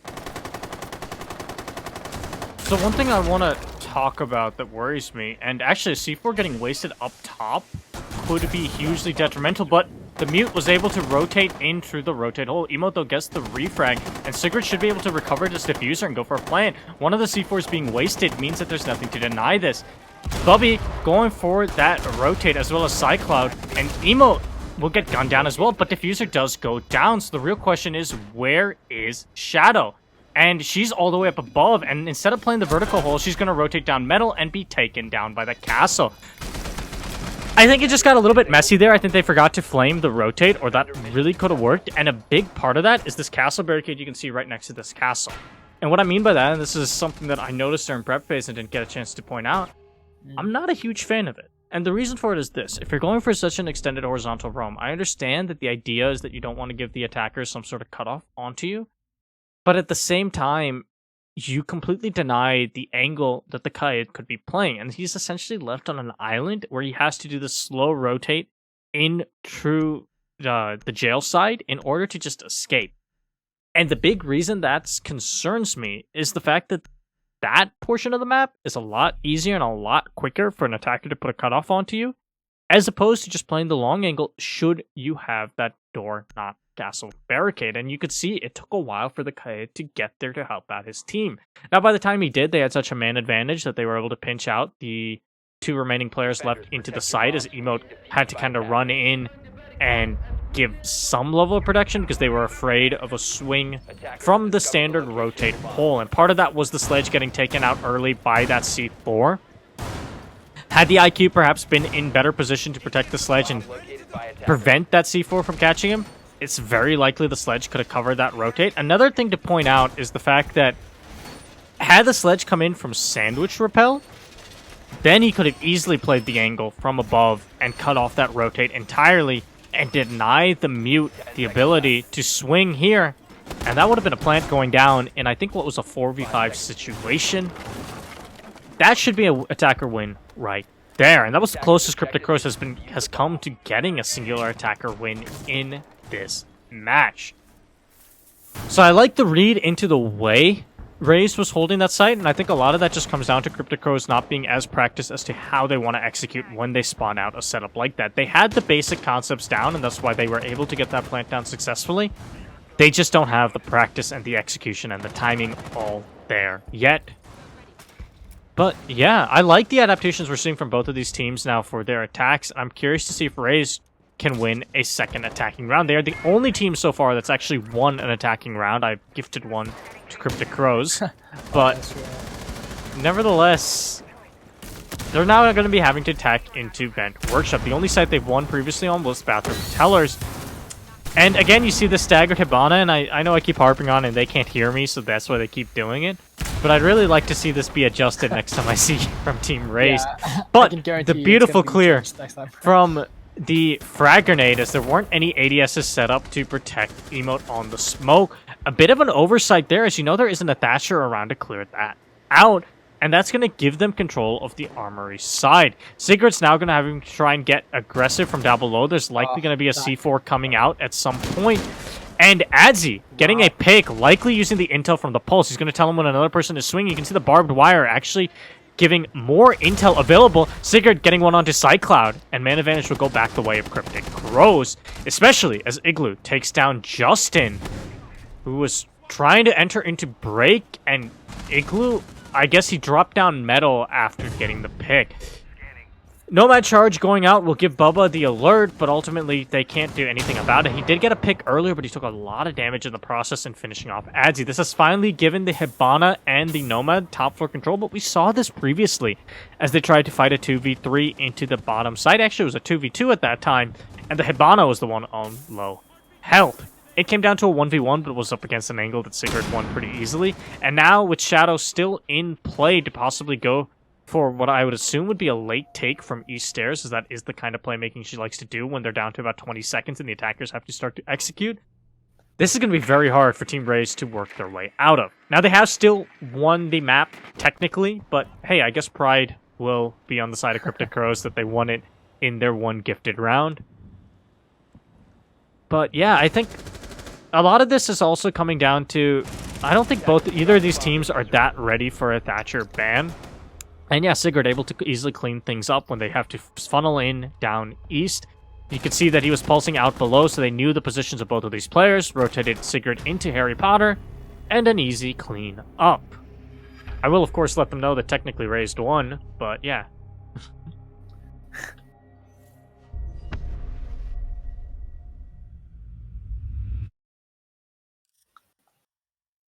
Oh, that's gonna cause an upset. That's gonna cause a world. Igloo dropping 18 kills. Damn. Yeah. Call it a draw. I mean, Yeah, they for both sure. won.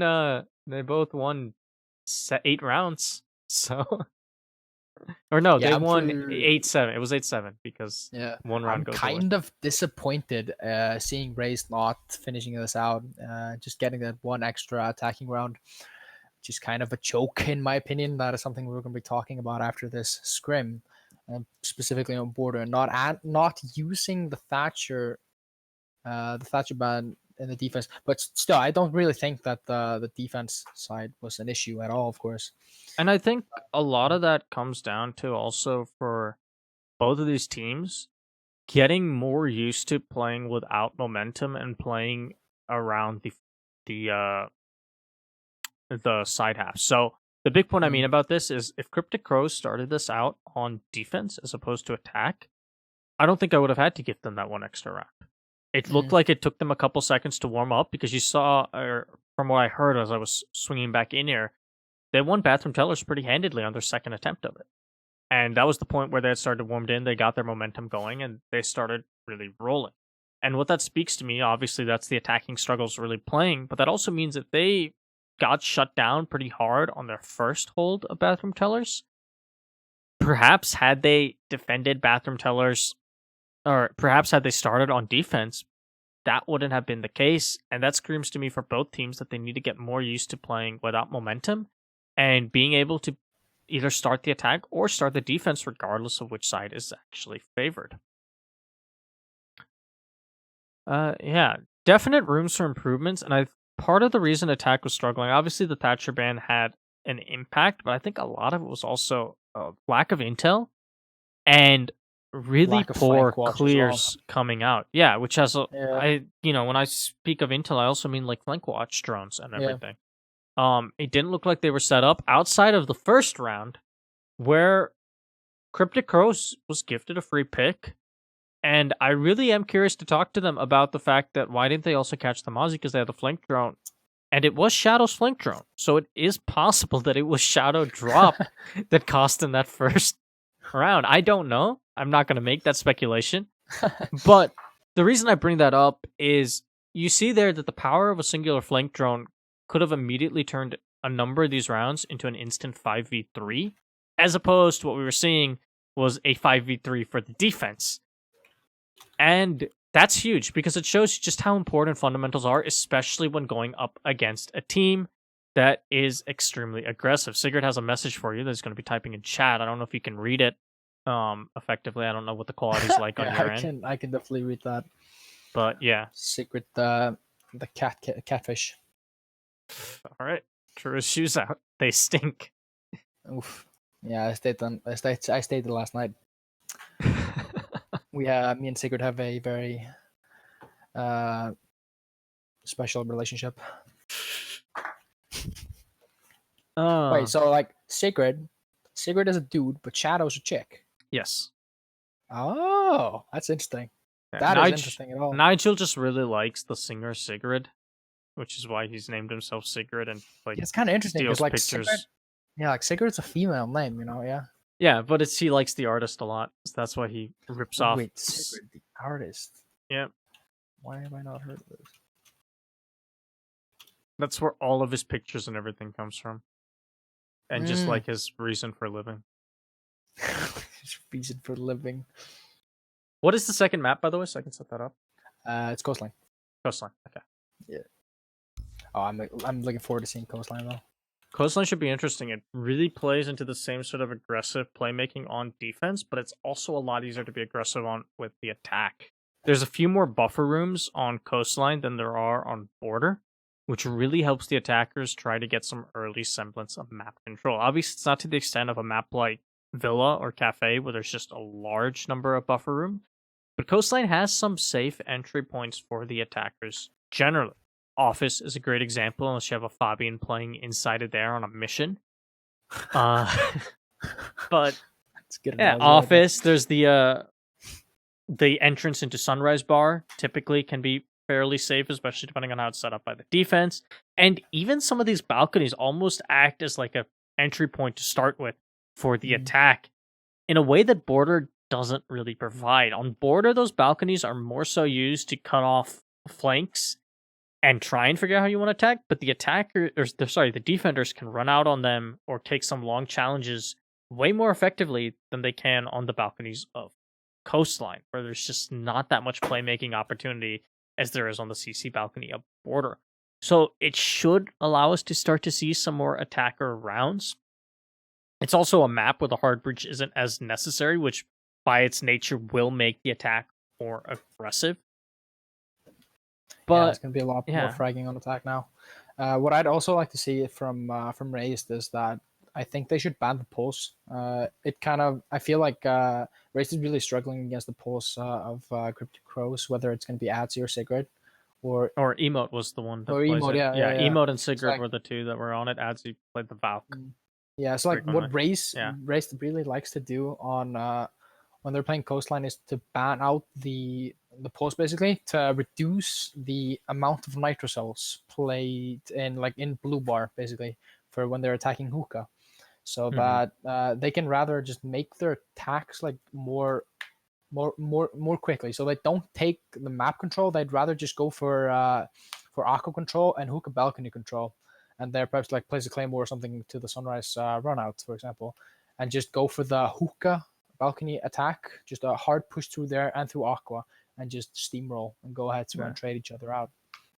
Obviously, the one danger that I'd see with just the pulse ban is Cryptic Crows always bans the Mira. So if you choose to ban the pulse, that will leave the Echo on the table, who is not only extremely strong on Coastline in general, but could prove for some similar struggles as an Echo drone with some C4s from down below. Essentially requires you to not need the pulse. Yes, a ping will give away the fact that a player has been spotted, and they can try and rotate out and to avoid the C4. But there are locations where you don't even have to give a ping, as you can call out default plant, and any player playing below with the C4 should know exactly where to throw to land that. Not to mention just how powerful Echo is in general, and we've seen Igloo already show a lot of proficiency with the MP5 when he's playing the Rook. If you actually give him utility while playing an operator, then it's going to be very, very difficult attacking into an Echo, especially on a map like Coastline. But yeah, I agree with you that the pulse ban could pay dividends for Razed if they think they can handle something like an Echo a little bit easier. Especially because both of these teams are running IQ every single round. It is possible that they can catch out that drone.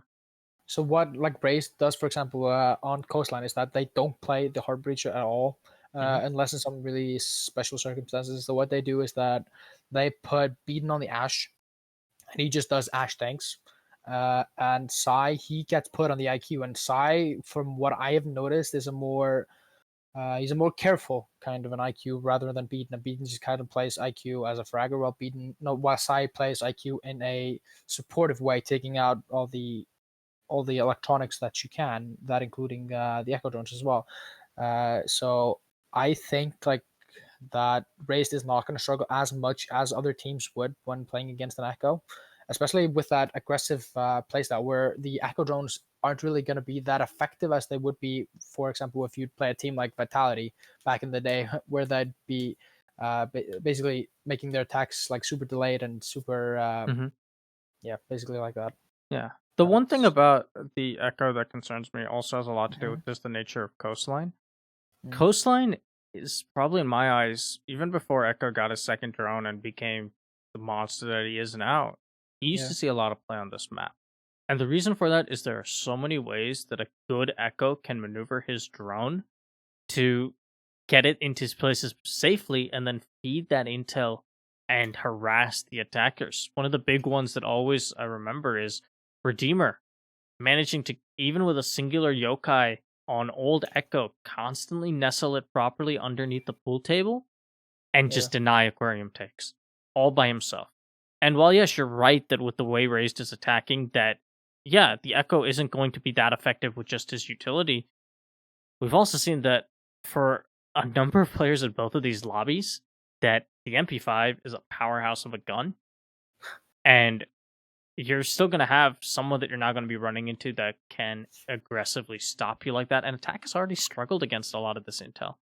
And I almost want to see the pulse ban because I'm very curious how it would shake down and which team would be able to abuse the Echo more.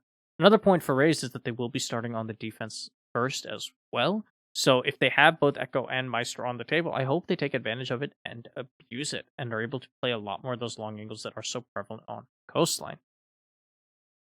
I'm not exactly sure who we're waiting on. I know that Razed is ready, so I would assume someone from Cryptic Rose is taking just, a nap. Ask if they're ready. They're probably ready, to be honest.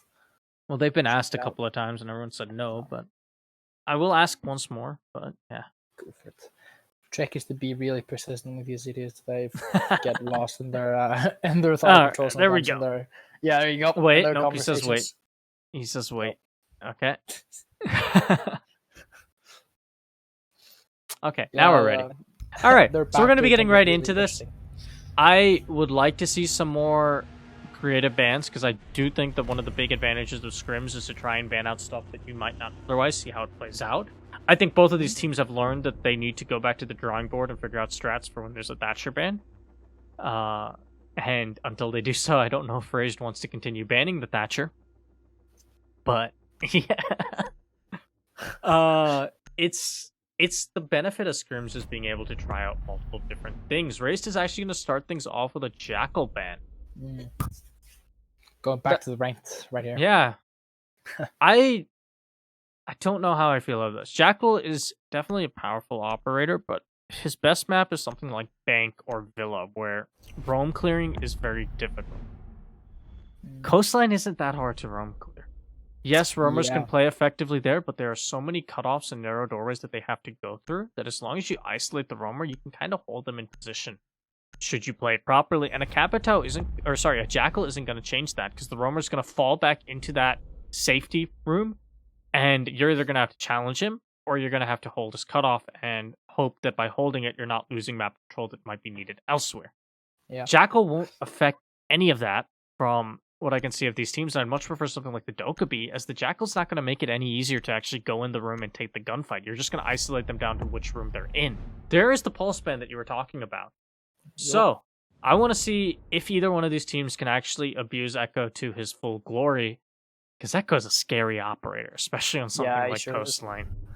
But yeah, I'm not a huge fan of the Jackal ban, but we will see how it plays out. We saw neither of these teams are running Jackal on the other maps, so yeah, it's something that like Justin really likes to play. His the Jackal he's playing the Sophia on border, which is something we've been trying as of late, just very recently, and it looks like Justin is AFK because he's an idiot. But like it's something that Justin plays as a comfort pick because he picked the alibi. Yeah, because he definitely does he not play alibi? Yeah. But like it's something from Razed. Banning out the Jackal is just kind of a comfort thing in my opinion. It's something that is a really bad habit for Razed, but like on Coastline I feel as though like there isn't really any operator that's kind of impeding Razed. Like I'd like to maybe see them ban out Nomad, like because you can see like Cryptic is bringing out the Nomad now, and that's gonna. I think it's gonna really affect how Razed is gonna do with that aggressive playstyle. Nomad is like a better Jackal in terms of what she can do. Now, yes, Nomad isn't focused on roam clear, but the reason I bring that up on Coastline is you see all these narrow doorways, these narrow entrances. The way a Jackal will play out is you will typically isolate a roamer to one of these narrow rooms, and he can't get out. Something you can do with drone. However, you have to commit someone to hold that flank. You have to commit someone to give out that map control, or someone that actually pushes in and tries to take them out. Dokkaebi can push in because she has the phone call. Or Nomad can get her Nomad air jabs onto stuff like these luggage doors and deny the roamer the ability to retake and influence the round. In both cases, the roam clear has been more effective than like something like Jackal would be. So, yeah, it's a interesting ban from Razed, and, you know, it might help them out, but ultimately I think that Coastline is one of those maps where you can play with a Jackal a lot. Like, as a defender, you can play against the Jackal a lot more effectively than something like Bank or Villa, where if you do get pinged out, it's much easier for you to get cleared out. Igloo just going for the pre-fires into security, so they had the drone in position, and I might... No, the Vigil isn't close enough to actually be causing an interference because of the raised height. On the first floor right there, that... Adzi just solo entering, and he's going to be cut down by Beaton. I'm not sure if there wasn't any drones in position or why he was there by himself, but that's an easy pick for I'm really the Jaeger. surprised seeing Adzi dying so early, since he knows that Wraith really like to have this downstairs control. Like, you can see how they opened up... with a long angle to the office door. That's one of those things that needs to get droned out so that when it is, you can send your sledge and open up this blue bar wall you see the Nomad? and have a safe entrance. And Nomad taking a gunfight with the Legion from afar. There you go. All right, that's one way to do it. I think with the man advantage is why he felt safe doing that. But yeah, no, either an impact or just abandoning the Nomad at 20 health, I think would have been the safer play. Because if he did get gunned down, man advantage could have quickly changed. Bubby forcing Shadow to... Really, she was on an island. Not a whole lot you can do. That's the one of the few points where you kind of have to take some solo gunfight. But yeah, now it's just going to be Sigurd in a 1v5, and they just don't seem to be that aware. You can see they wanted to establish that vertical control, but that was going straight into the setup of Razed, and it didn't look like they were ready for dealing with it. Yeah, Hibana unable to get this kill onto the Legion, but just him being there is providing a lot of pressure and a nuisance to the Hibana, and you can see that the teammates were trying to take advantage of that as there was a challenge from the hatch. And Sigurd reading into these aggressive plays, but ultimately just not able to connect with the Bearing 9. And so the Jaeger's still alive, and he's just gonna chill out there. Now, Sigurd does have stun grenades. She's taunting him right there. And yeah, he's gonna cause the Jaeger to fall back with those stun grenades, but she's gonna eat a lot of damage, I believe, through that long impact hole. Although it doesn't seem like Sigurd was that aware. They shoot the goo mine for some reason, and that gives Justin the A-OK to just swing around the corner. Ray's just playing with their food, and it's eerily reminiscent of the first round of Border. Yeah. So I'd like, what I want to point out in that round, for example, is that you can see how Razed opened up that blue bar right there, and that just screams for the attackers that Razed is not going to allow them to take blue bar easily. So like because Razed is seeing that Cryptic is bringing out the buck very frequently and the IQ, so they're going to want to take that blue control and force away the smoke from the bar. But since Razed runs a 3-man roam downstairs throughout the whole first floor, and Bubby, noticeably Bubby and Justin, they like to play together in office and around CC and around Blue Bar, so they can help each other out as well.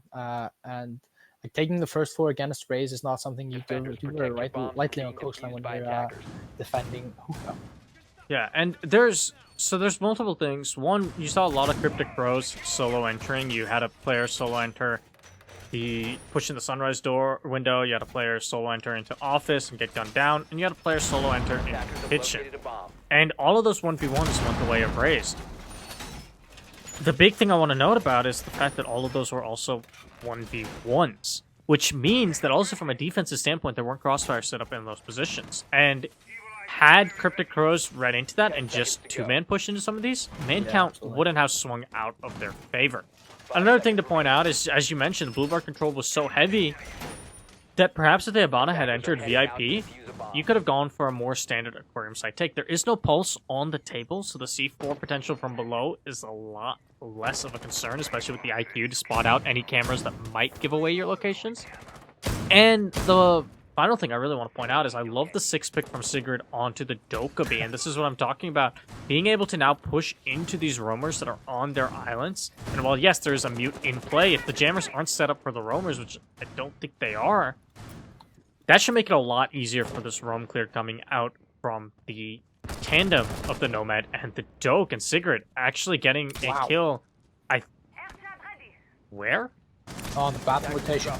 Ah, okay. Oh, there was a player that wasn't paying attention to the drone hole. Yep, Yeah, Zephyr spot.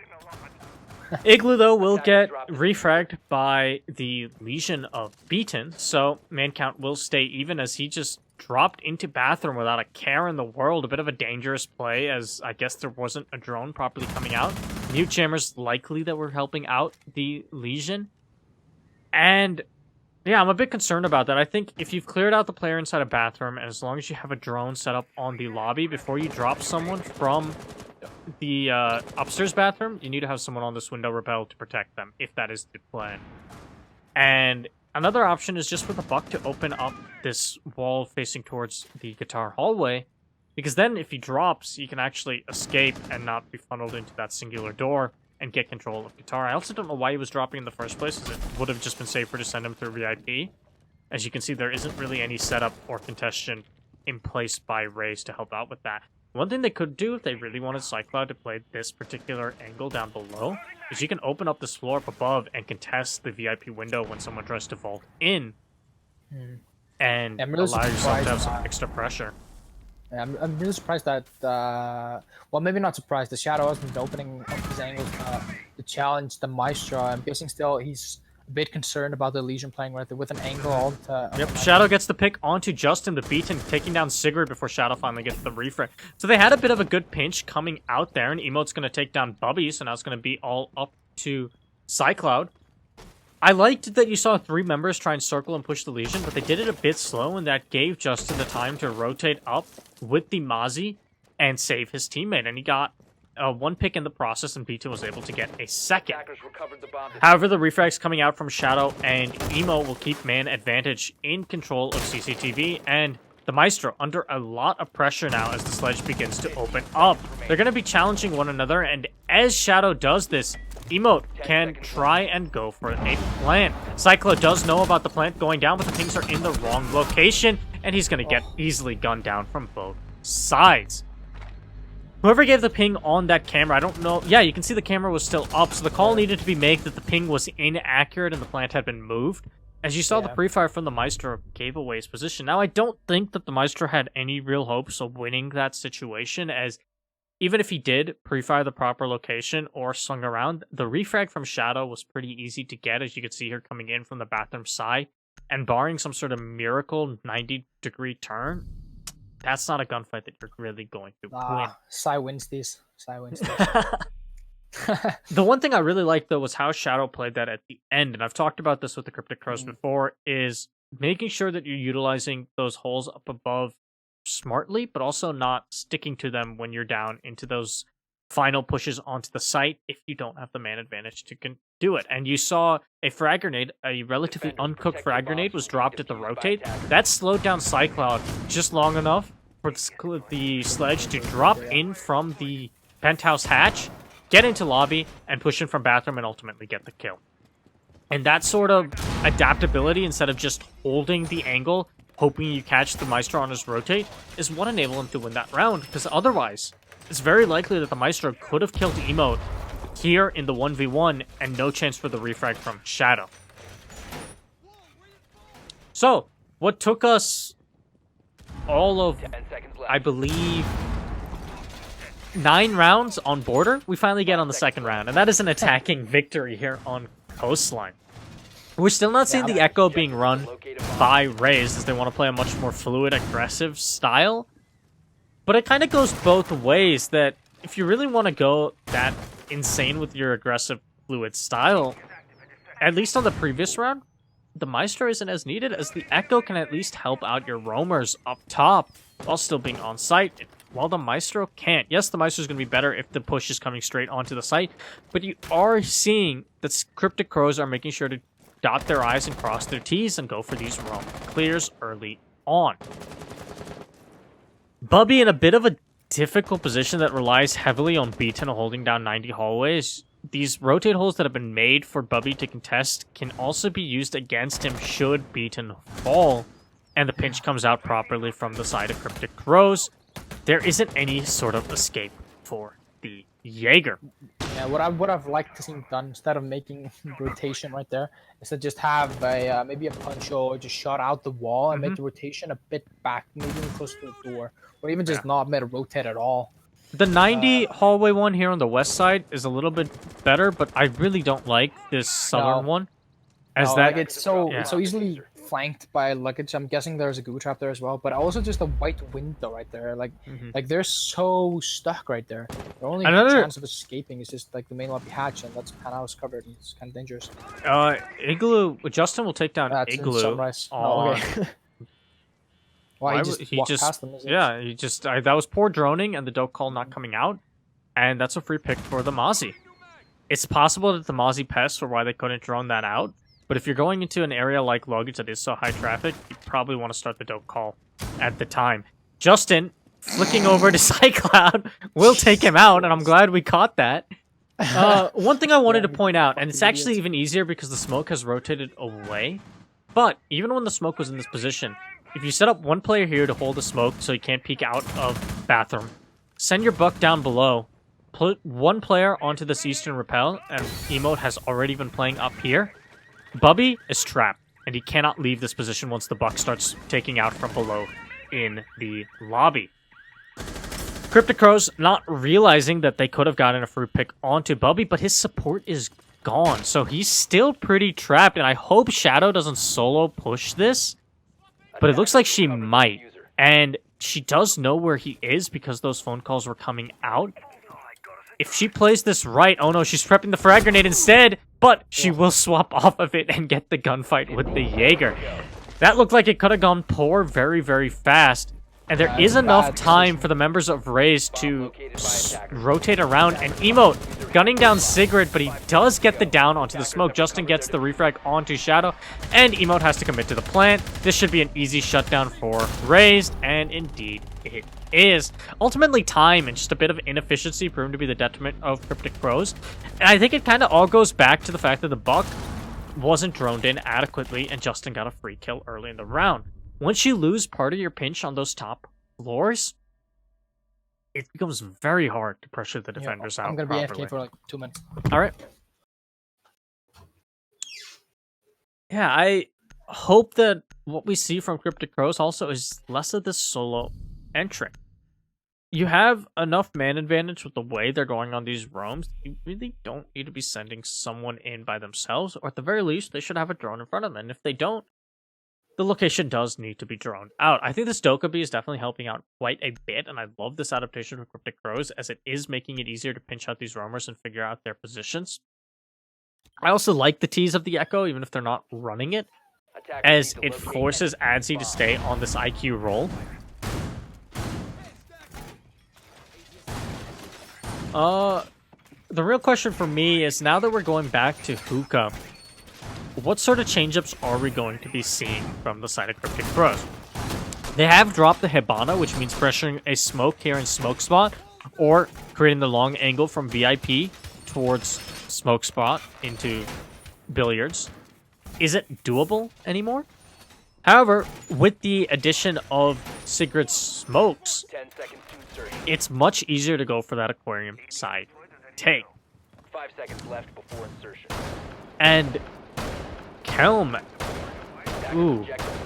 This is dangerous from the side of Razed, and there's not anyone really in position to capitalize on this from Cryptic Crows, but since he's doing such late setup, if someone got onto this western window, it denies the smoke the ability to even get into smoke spot in time. You see, he's finally getting there, but had a player been set up into ruins and spotted out that the smoke was doing some late setup, he would have been cut off before he can make it to this power position, and the smoke would have been the first death of the round.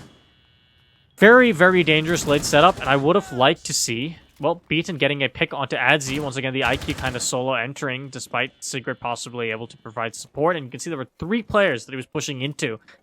Bold decision-making from the IQ. But yeah, the point I was getting at, I understand that you need to open up blue bar. Either that needs to happen first thing in the round, and then the smoke can rotate over, and maybe get these 2 reinforcements onto the eastern wall, where he's a little bit safer.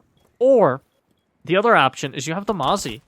The Mozzie can open up those walls and create the lines you need. You don't really need to open it up to the extreme that they're doing here. Kelm getting a second pick on to Igloo, though. And that was the Buck trying to challenge him from blue. Just not ready for the fact that those holes work both ways. Sigrid gets one onto Beaten, but Bubby with the instant refrag onto Shadow.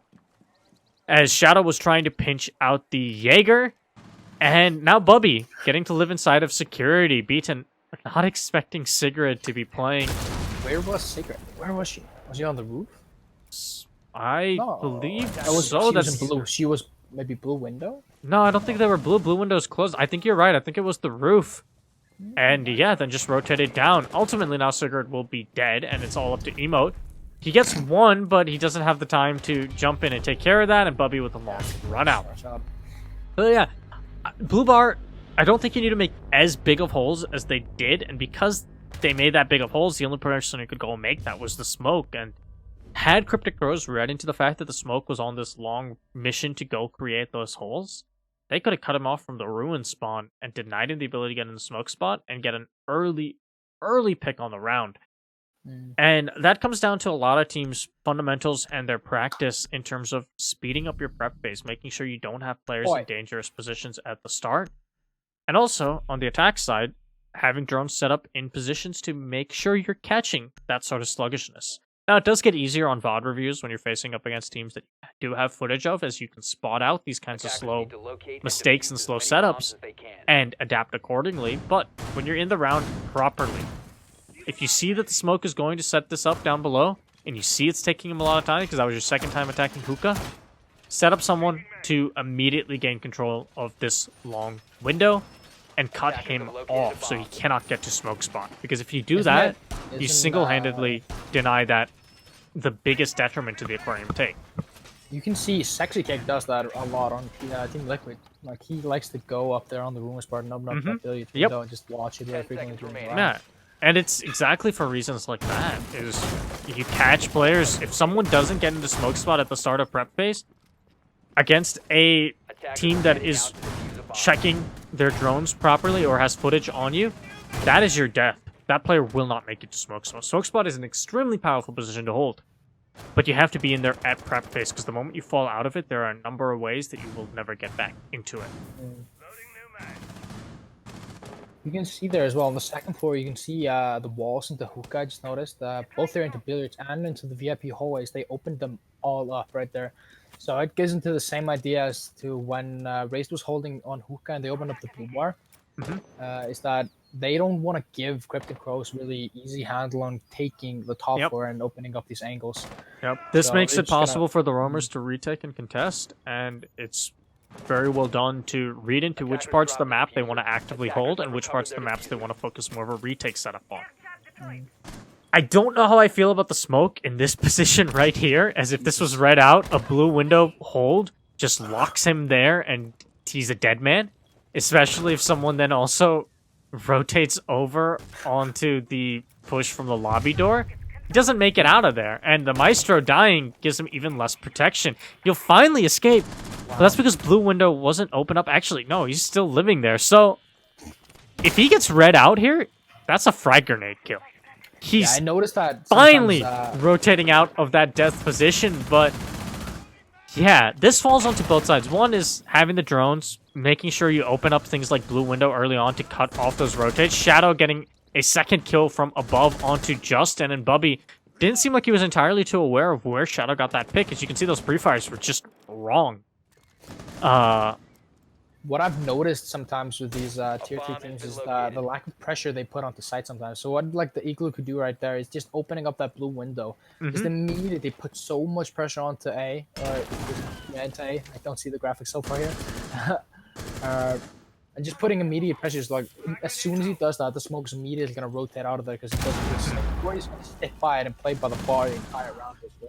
Shadow going for that one, and she will get the pick onto Kelm. Beaton gets the refrag, though, so good positioning from the Doc, but ultimately man advantage firmly on the side of Cryptic Crows, as well as the fact that they have a very, very good cutoff. Emo will get the plant down successfully, but the Doc will win the 1v1. However, Bubby getting down means that Igloo is aware and worried about that run out, and Sigurd is able to drop and confirm it from afar. It's all up to Beaton on his own. The Doctor is going to overstim, and he takes the gunfight with Igloo and will win it out. Where is Sigurd? No, the Doke hitting a goo mine. I don't think she can rotate there in time. Yep, and that's going to be the defuse from Beaton. Sigurd not realizing that the moment he got the pick onto the Jaeger, he needed to rotate around and join his team. And what should have been a Cryptic Crows round will be saved by the Doc and one little gooey boy. Yeah, it's something that Beaton's really good at, just absolutely punishing teams in the post plan sometimes, and just in the end routes and the clutch plays. That's something that Beaton has really excelled on as of the past maybe month or so. He's really grown as a player.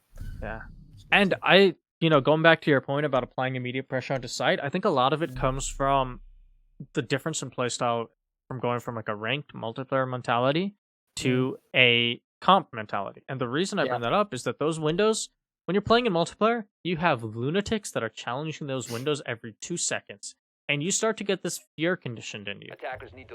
Where you don't want to open up that window because you're like, I don't want to get them a challenge onto me, despite rationally knowing that you have the advantage in that challenge. And against a team, when you have a coordinated setup, you have people properly watching it, that challenge shouldn't net the defense anything. But because you still have that fear, and part of it is also you don't end up opening it yourself as a result. You are typically watching the defense open it up at the very beginning of the round, doing some stupid spawn peek, and then crying because your Thermite's always the one that gets spawn peek because he's not checking the windows. Because of those kinds of fears that come out, Tier 2 teams, Tier 3 teams seem to be a lot more afraid of applying exterior pressure to sites than you will see in Tier 1 teams where those windows get shot open immediately by the attack. And there's immediate pressure being played. You were talking about Sexy Cake playing far back from Ruins, holding onto the big window into Aquarium.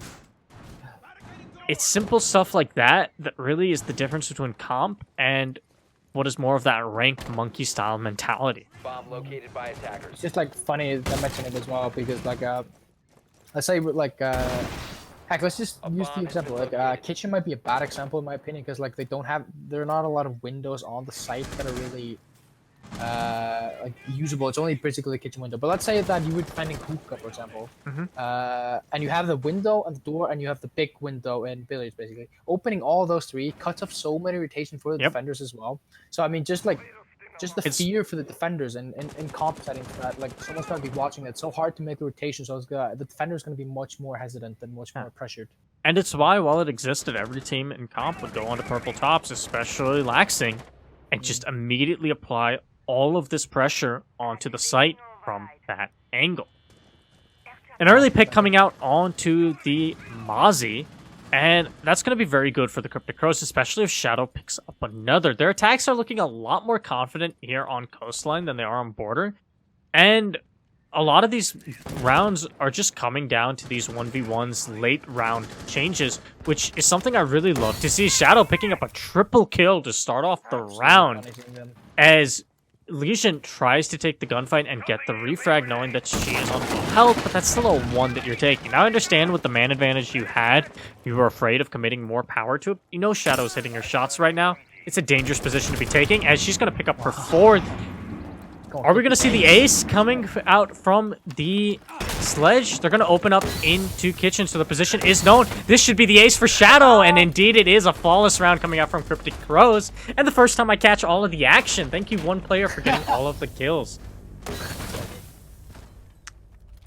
And yeah, I think we're seeing just the fundamentals that weren't there on Border are coming out here on the attack. That is, you're pushing together. The first couple rounds, there was that solo entering. But after the first 2 rounds, the solo entering really stopped. And it was a lot more coordinated pushes, a lot more proper pinches. And it ultimately started, making these rounds go more attack favored.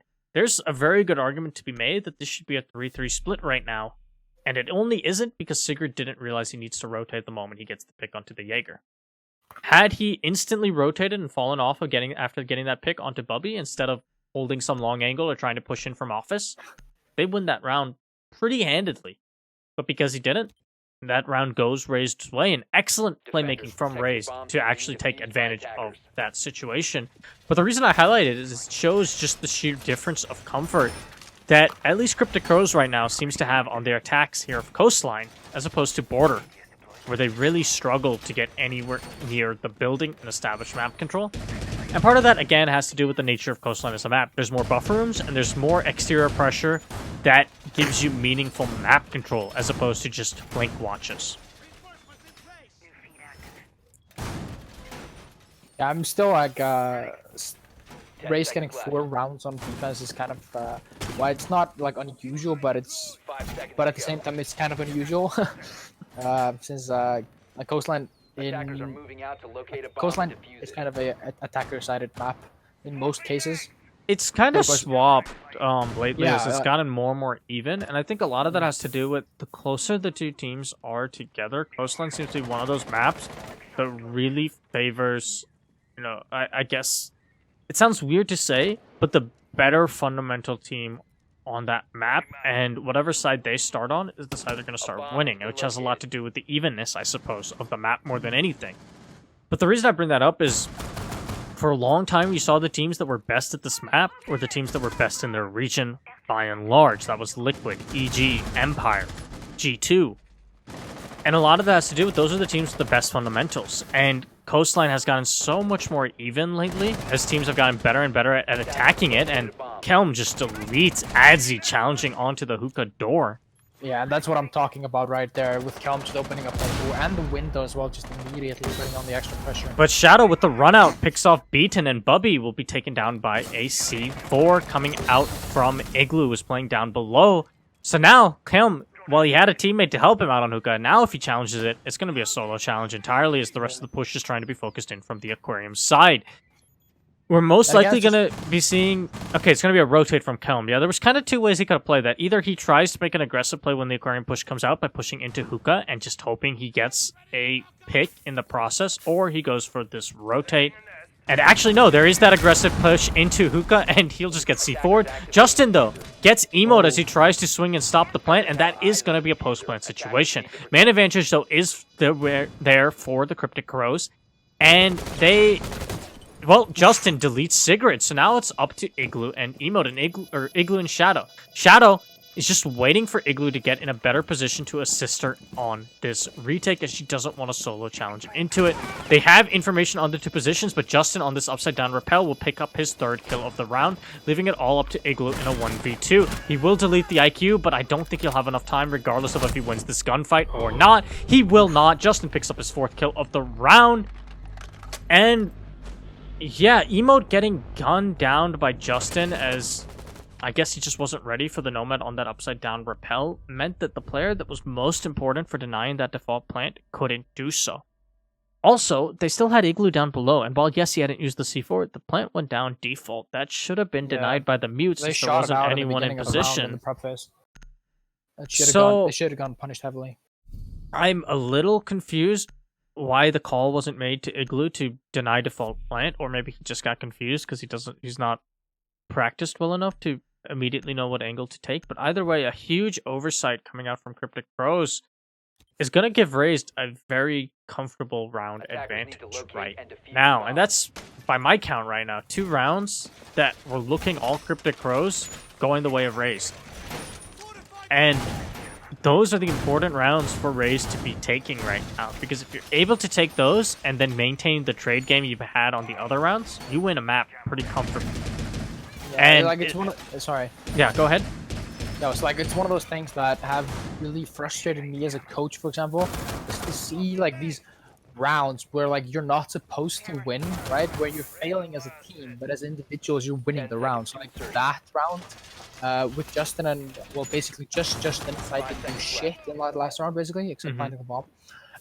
With Feeden as well, playing with Doc, like Feeden just won the round. He might have had some information from the team, but like as a team, like they didn't win that. It was just pure individual skill work. which is kind of frustrating, you know, like since they're supposed to play as a team and win as a team, but as individuals in these specific rounds where they just take rounds from the enemy team. And I think another point to that is it can create bad habits, because then you Yeah. start thinking, oh, well, that's how we win that round. Now, I don't think Razed is doing that to a degree, but you see sometimes with lower tier teams, something works out once and they start playing it over and over again, and it doesn't work out the second time. Sigrid nice getting play an from early Shadow, kill yeah. onto Oh, Beaton, Sigrid, yeah. and that's going to get some fragging power taken out in the form of the Twitch, but ultimately Buck getting the refrag is probably the better trade for Razed if we're talking purely utility, as Buck will still be alive and 1C4 is gone on the side of the Valkyrie. A very early detonation of that smoke canister, and the Nomad of Justin getting a pick onto Shadow, who was just caught on an island here over by the other side. This is something that I've noticed happens a lot with Cryptic Crow's roams, is that somehow or the other, either Shadow or Igloo ends up on islands by themselves, and they haven't been punished that aggressively yet, but Ray's definitely taking advantage of the opportunities being gifted to them Noticeable by the there as Cryptic well. Crows. You see the mute playing right there. Like that's a possible 3K right there. Like Raze Yep. is. Adzi getting taken down as Justin just charged into the site, picks up a triple for himself, but Igloo still playing these holes down below will actually prevent the plant from going down. There it is, the vault onto pool table, the proper move, and the question is, does Igloo know how to throw the meepy throw? No, he won't even get an opportunity to show if he knows it, as Justin Yeah. just charging in and taking gunfights. Now, Yeah. that is going to put Razed onto match point, but if Cryptic Crows can read into how Justin is able to just jump right in and take these ones, they should be able to punish him pretty effectively just by setting up a proper crossfire.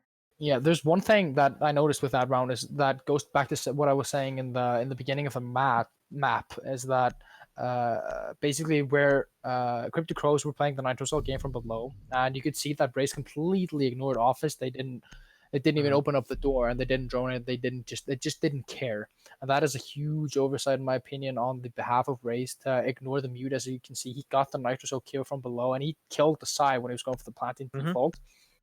And as well is that what Raze basically did is that they just had Justin push as the entry on that side right there, but you can see as well that I think it was Bub or someone that was backing him up. I think it was like Psycho for the plant, Bub and Justin both pushing into site and getting the kill. So it was just like the mute that was left on side. It was like a 4v3 or a 3v3 situation. So it was just Justin pushing in with backup and getting the trades if he would have died. To just basically clean up site. And at the same time that is happening in Billiard, you have Kelm on the balcony.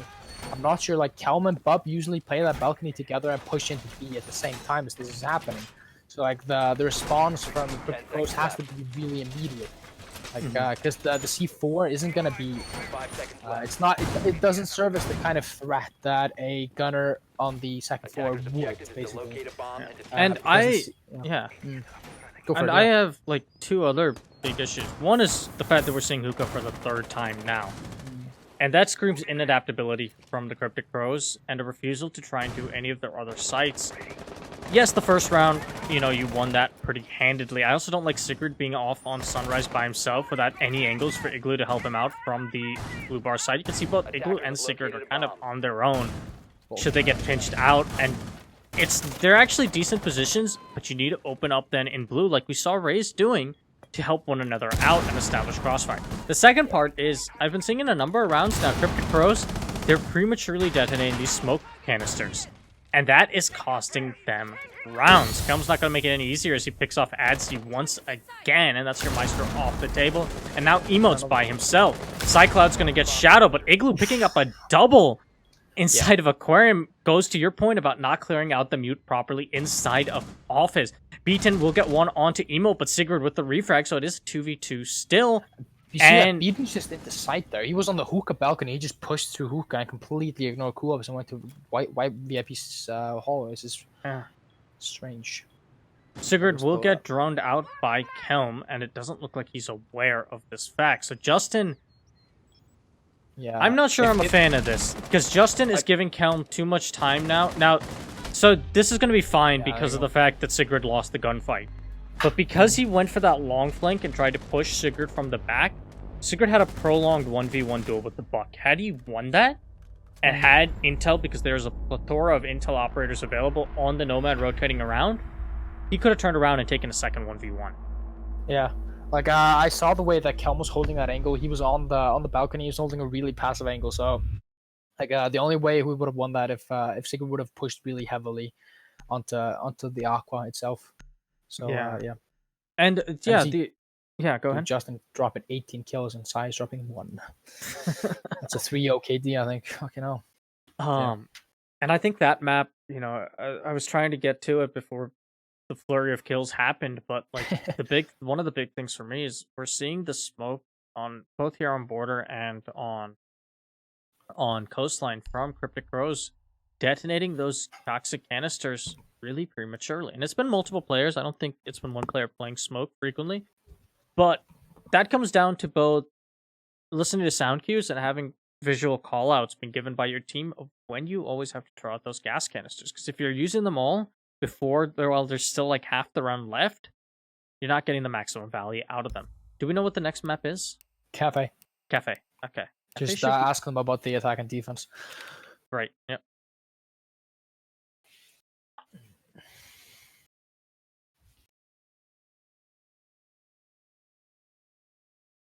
I'm actually really excited to see Cafe because we as Razed, we don't really scrim it that much as a team. We mostly scrim it if the enemy team asks for it. So, and this will be my first. Yeah, go ahead. Oh no, go ahead. Is you first? This will be my first time seeing Cryptic Crows play Cafe, so I'm very excited to see that too. I think I remember Razed playing Cryptic Crows on Cafe. I think as a Cryptic Crows pick sometime, maybe like 2 or 3 weeks ago. So I think we won them, but like it doesn't matter all that much, of course. But basically, fuck you, Beaton. Dropping a Hydro. You want to know what dropping a Hydro is? What's dropping a Hydro? It's getting under 5 kills a match. Hey, I feel that. I'm a gold 2 scrub in NA.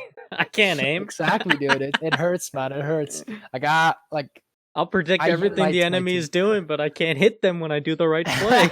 That's exactly it, dude. White peak, swing the corner, do it perfectly, but I just missed the shot. Dude, I feel that so much, dude. I feel that so much. Fucking Yeah, when I play with Nigel in ranked, even though he's supposed to be the support main, and I end up playing support, when I do, I have 100% success rate on that diffuser, baby. Screw you, Nigel. Wait, who's Nigel? Is it Sigurd? Sigurd is Nigel. It's Sigurd, yeah, it's Nigel. Mm-hmm. Okay. Yeah, we've been playing with Atsi. We have actually been playing ranked with Atsi for quite a lot.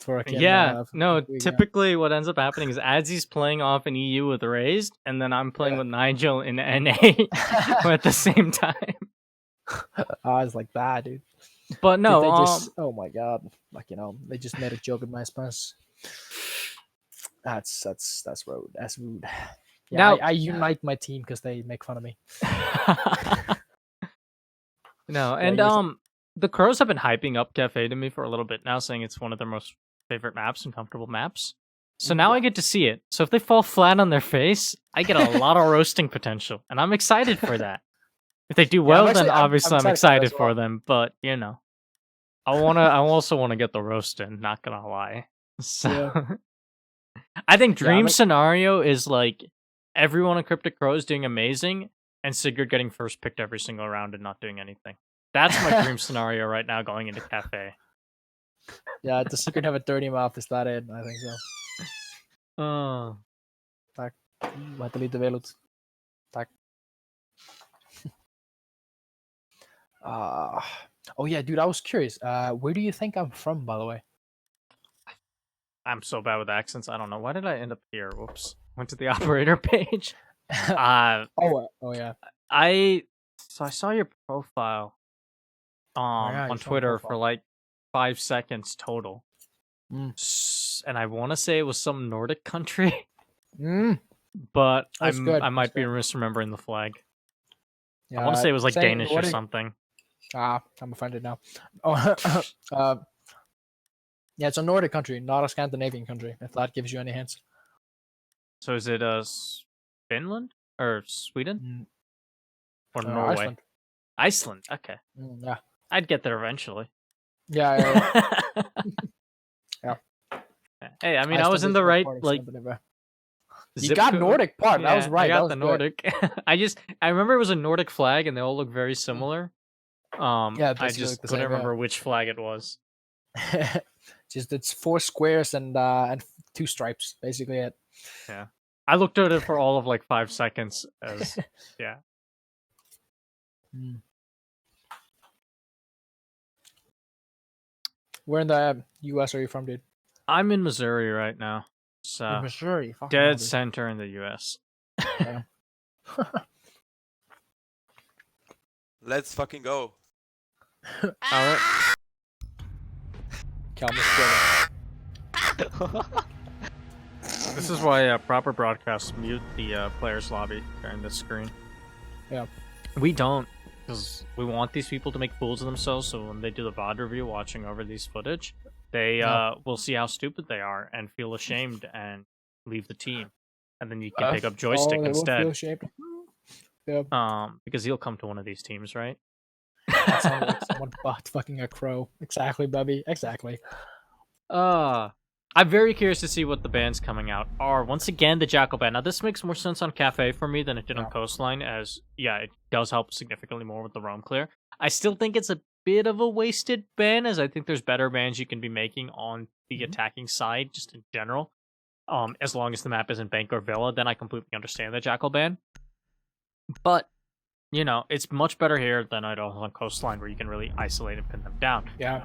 The Nomad ban coming out from Cryptic Crows could backfire. I know they've both been playing that aggressive style, but I think the Razed has been playing it more effectively, and the Nomad play could be helping them out more. But, you know, we'll have to see how this impacts. Cafe doesn't let you get nearly as aggressive on the runouts. There's basically just a handful of aggressive runouts you can do on Cafe, and all of them, if read properly, can be shut down pretty hard. There's the front door one that vaults up onto the car that we saw, I think, Karzeka doing like crazy at Raleigh to Dark Zero. Or sorry, at Milan. No, yeah, at Raleigh to Dark Zero. Not Dark Zero. what? Fours. Sorry, Fours did it to Dark Zero, and it was Pasha. And he would run out the front door, jump out onto the SWAT vehicle, and gun down players trying to play the windows. Then, of course, you have the runouts from possibly Garage, White Door, and the Library runout, or jump out some of those windows in order to contest the... There's also one runout that balcony I rappel. specifically like.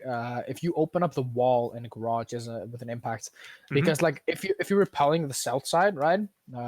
You technically can't kill the dude if you're outside a garage. Like you physically cannot move the cursor far to the right. So it's a really strong runout. Same goes if it's an east repel. It's easier to get the kill, but still it's unexpected.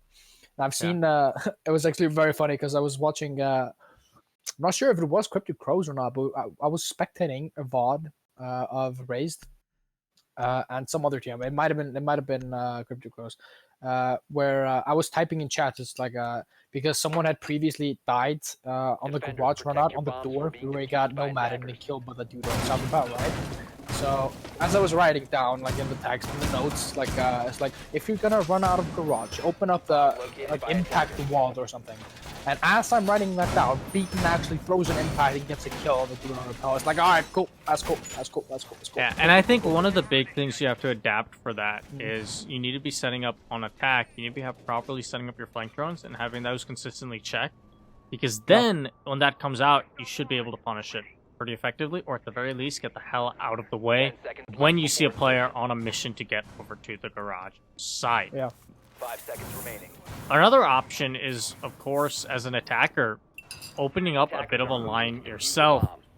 While if you have someone like the Buck make some holes here, it can dissuade some teams from even wanting to enter into the white hallway area and go for that run out because they're afraid someone might be actively playing it. And Shadow just did right there. Yeah, and Shadow makes a peek hole, and now the peek hole, I think if you want to do that, you make a couple more, and that'll make it much scarier for the defender, as he may not notice that singular one. And at the very least, you'll often see someone end up pre-firing it, and that's going to be your sound cue that, hey, they're going to be going for that impact play that you're talking about. I'm honestly really surprised that that Razed didn't ban Thatcher in this map, because like I have had a discussion with my team about this. So like if you ban out Thatcher out here, right, and you just play the Kaid, it's gonna get really hard to open up Freezer, right? Yeah. Like you'd either have to take the IQ, which Cryptic Coast frequently, of course, run, and go downstairs into the meeting and take care of it, or you'd have to go from the skylight and toss a nade all the way into the Freezer area. Yeah, Because, a handful of other options is, of course, map tricking it, which is what Nip has done. Or getting a Twitch drone tossed in. There are a couple of angles you can do that, too. Yeah. It also kind of depends, because some teams, what they do is they put their electric claws here on the second floor from playing dude vertically. If their rating into a team is more proficient at getting them here. And we actually saw that used against TSM, and then TSM adapted and immediately put, I think, a player who will not be named onto the Twitch, and he went and took out those electric claws. Since this scrim isn't going anywhere, it's Bio, in case you're wondering. But, yeah, we're not going to talk about what happened to Bio. Jeez. I really like this clear coming out from Cryptic Crows right now. You can see they're properly setting up cross angles for one another and playing together well. Justin does get the flank onto Igloo, but Sigurd, he's holding the Mozzie in position for a couple seconds to see if he gets aggressive. That should have been an easy kill for Sigurd if Justin did come up. And so excellently played there from the side of the Thermite. C4 is going to whip, so Shadow will still stay alive. That fatty Gridlock managing to survive even longer. And one of the few cases where being a 3-armor really does provide a benefit is the fact that she got down in that situation instead of killed. Sigurd's going to be providing some cover while I believe Emote's going to be going for the res. Actually, it's going to be the other way around, and I love this. So tossing out that EMP grenade ultimately provides enough of a sound cue distraction that they were able to get that res off without the members of Razed being ready for it. Now, what I'm curious about is where is Adzi coming in from? And I love this. He's running the new LMG that I've been talking to Cryptic Crows about. They don't seem to be aware that this player is inside a bar, but the fires from the gun will give him away. Ultimately, though, the IQ is going to lose that gunfight. It's going to be up to Sigurd in the 1v1. There is intel on his position. That's going to be an easy cleanup for the Legion. It was still a 4v2 right there, though. Yeah, That's I think unfortunate. Cryptic Crows just got a little bit ahead of themselves towards the very end, not realizing the sheer amount of control and pressure they had, and the fact that they could have taken a break for 2 seconds, gotten a drone in position, plotted out the Legion, and won that round. And another thing is, I think that if the IQ is entering the way you are with no intel, you have to check that bar corner anyway. As it, I understand that there's a lot of places you need to check, but that is the most important, I think, in that situation to check, because that, if there's a player playing there, they're the ones that's going to shut down your default plant attempt. Not any other position, ultimately, is going to be capable of shutting down your default plant attempt. But yeah, I like seeing Cryptic Crows doing stuff like adapting to the new patch. So you see the IQ LMG now being ran because of how much of a powerhouse of a weapon it is. It's actually very comparable to the R4C now that it has that angled grip. And it's 850 RPM at 37 damage. What that ultimately means is against 3 speeds, it's 1 millisecond slower to kill compared to the R4C. Against 2 speeds, it's a little bit slower, like 50 or something. And then against 3 armors, it once again evens out to about 3 MS. They essentially have the R4C back with an ACOG. And the angled grip gets rid of its huge weakness, which was the ADS time on that gun used to be killer. Yeah.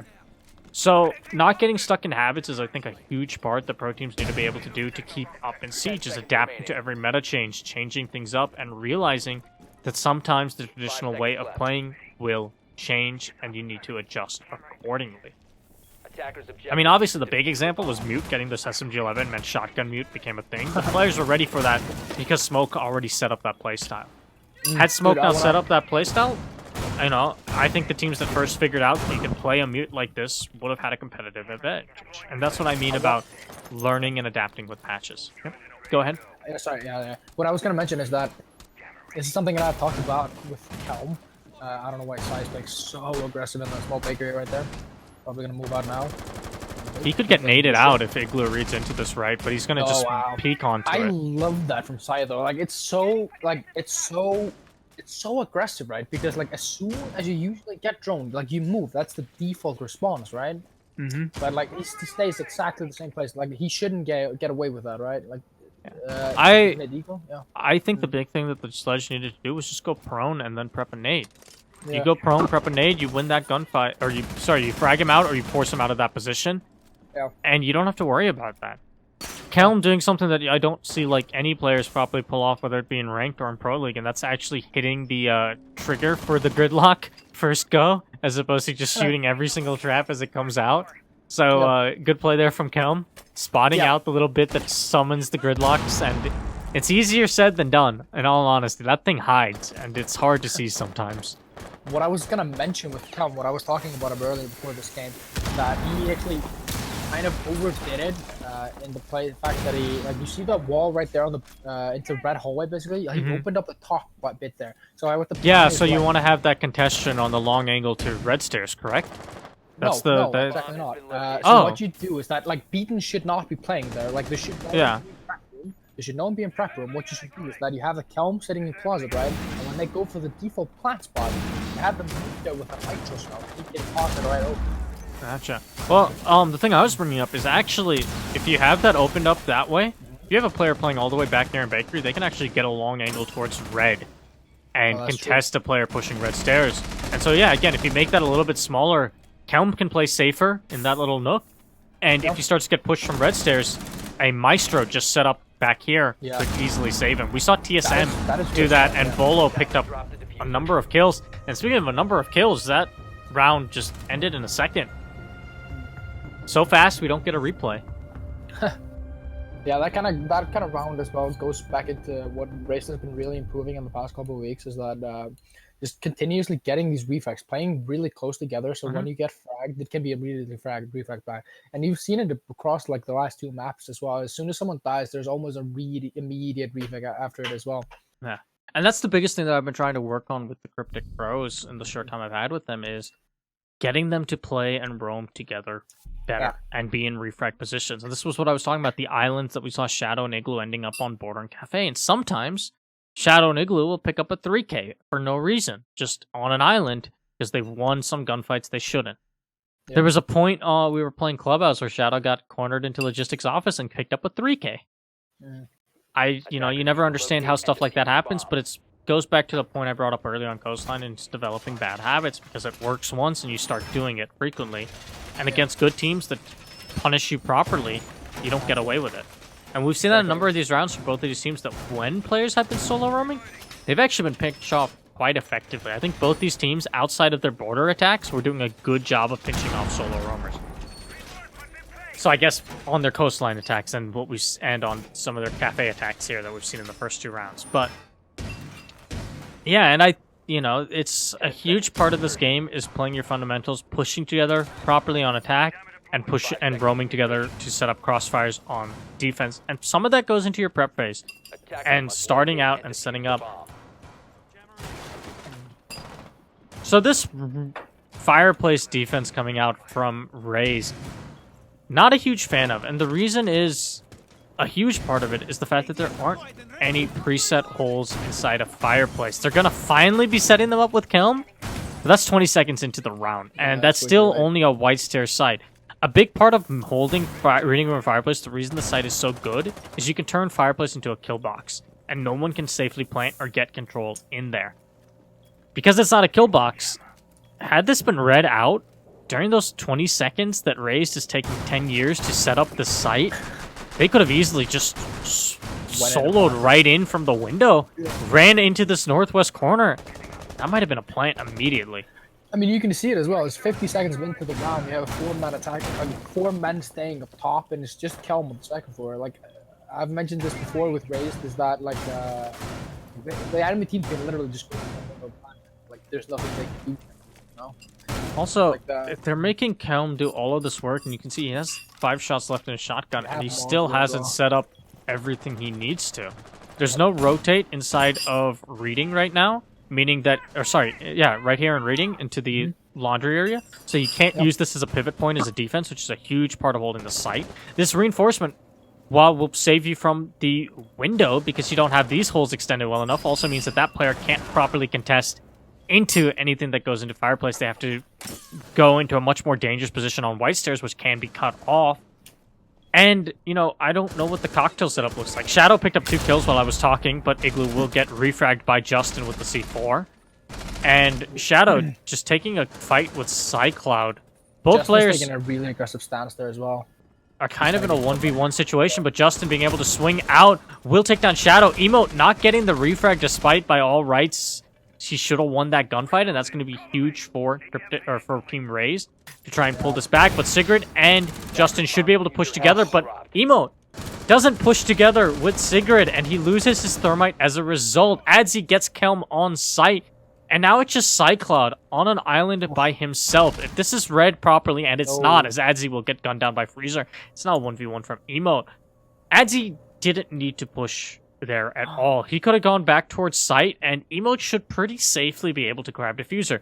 Cycloud can only swing on you from Pixel. If you chuck a drone out onto Pixel doorway, someone can give the call out for you when he swings, and you can return back to site pretty easily. And this goes back into the preset holes. You can see there's only one hole set up by Fireplace. Had Emote realized this, he could have gotten this plant down way sooner. It's going to hit a goo mine, and he's probably not going to have enough time now. As a result, as he doesn't even seem to be aware that the Valk is still in that position. Operators, you are out of time. Yeah, so that's one of those rounds that, by all means, Cryptic Crows should have won. Yep.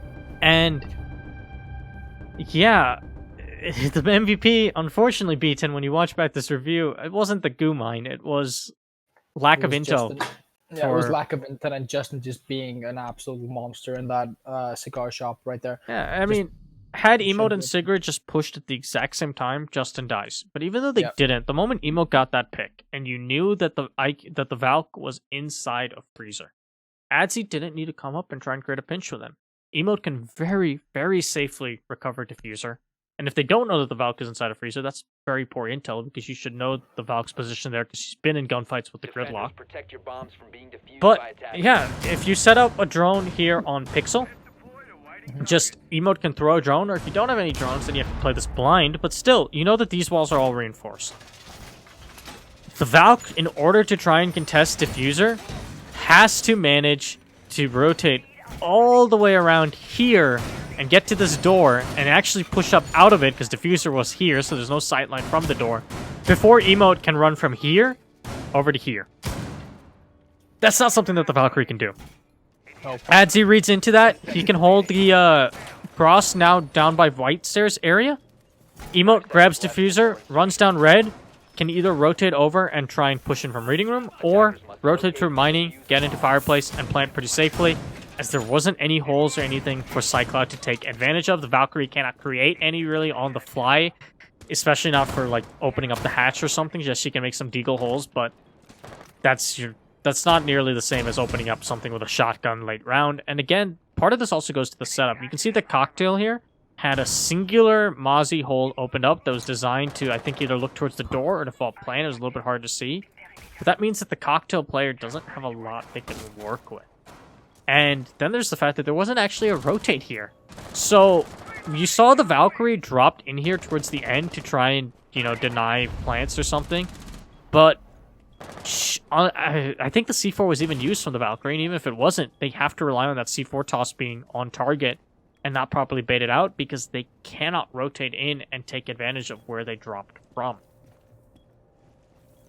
But yeah, unfortunately, Cryptic Crows just playing a little bit poorly in the dying rounds, which I think has been a recurring trend for Cryptic Crows right now, as, again, Shadow with the opening pick, and Emote tacking on, and once again, man advantage early in Cryptic Crows' favor. So their attacks are looking really good on these roam clears, and then it looks like when they try and funnel in towards the end, they're just not having the intel that they really need to take advantage of and properly push into the site. I like how Adzi is being sent to take out this mute jammer, so really well played. Not even putting the IQ into the building, realizing you can get the angle from outside. What I don't like, though, is Sigurd with Diffuser being on the flank watch for red. If he gets pinched off here by Justin trying to retake something, that's a very difficult position to be in. When Sigurd goes for this opening of the wall, and Adzi's actually going to be the one that gets taken down by Justin, but that locks the Nazi into position, and Igloo taking the one. Not wise, as you had him cut off. But yeah, as I was saying about Cryptic Crows, when the Thermite needs to go for this wall, he can drop Diffuser up here and have someone else give it to him later in the round. So that he can play safely, drop down there, open up the wall, and not be exposed with Diffuser. There's nothing wrong with having him acquire Diffuser later, especially when you have players like Emote who will be coming into Piano later and can give it to him anyway. Justin swinging in from Pixel is going to make this a 3-on-1, and he's going to pick up another. 4K right there. And head of the just story like- of the rounds right now, for both some of this tail ends of Coastline and some of these defenses here on Cafe, is Justin getting away with stuff that he should be punished for. Yep, absolutely. And it's just like you already have the 5v3 advantage. Like you get these two opening picks that are really strong, and then Justin is pushing on the second floor. That's something that's really unexpected and aggressive, of course. But that is something you need to do when you two men under and it's like 30 seconds of the round gone. But like that's something that's Cryptic Coast really needs to be taking advantage of. Is if he's pushing the double door and mining right there, actually should be getting like kill 10 out of 10 in my opinion. And then, of course, yeah, go ahead. Yeah, and I mean, like, the big thing for me is the fact that the moment after he killed Adzi, the Mozzie C4 went off. At that point, Mozzie's only utility from below is a shotgun, and you can easily plant around that. You had his cutoff on red cut off by Igloo. He can play that angle decently passively and win out on red stairs. There's so many challenges that Justin would have to take just to try and contest him for that. And so that funnels him into this white stair style push. And since you have all of the cigar presence already, funneling one extra player into white stairs when you have an even man advantage is still in favor of the attack. The biggest mistake I saw in that round was Igloo. Either he got the call or it was his own decision, pushing into Justin to try and get the refract. And at that point, you're giving the Mozzie a 1. He dies. It now becomes an even 3-on-3, because it was actually a 4-on-3 before Igloo pushed in. And Justin now has free reign once again to rotate how he pleases. He managed to do so, swung from Pixel, and finished the round off.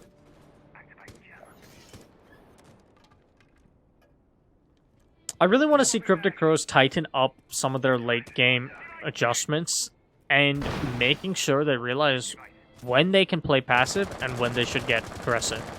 Because right now, it seems like they're flipped on when they're supposed to do what after they get the initial picks. The rounds where they need to get a little bit more aggressive, get a little quicker in, they're slowing down. And the rounds where they need to play passive and hold the angles, they're getting aggressive for no reason. Check out Eden right there. He's in the prep room. It looks like he's getting ready to yeah, he's banner tricking. So, do they have ADSs set up to protect him on this bandit trick? Because otherwise, that should be a nade. Well, Cycloud trying to rotate into Bakery late. Very poor decision making there, in all honesty, from the Valkyrie. As you know that there's most likely going to be someone on upside down repel.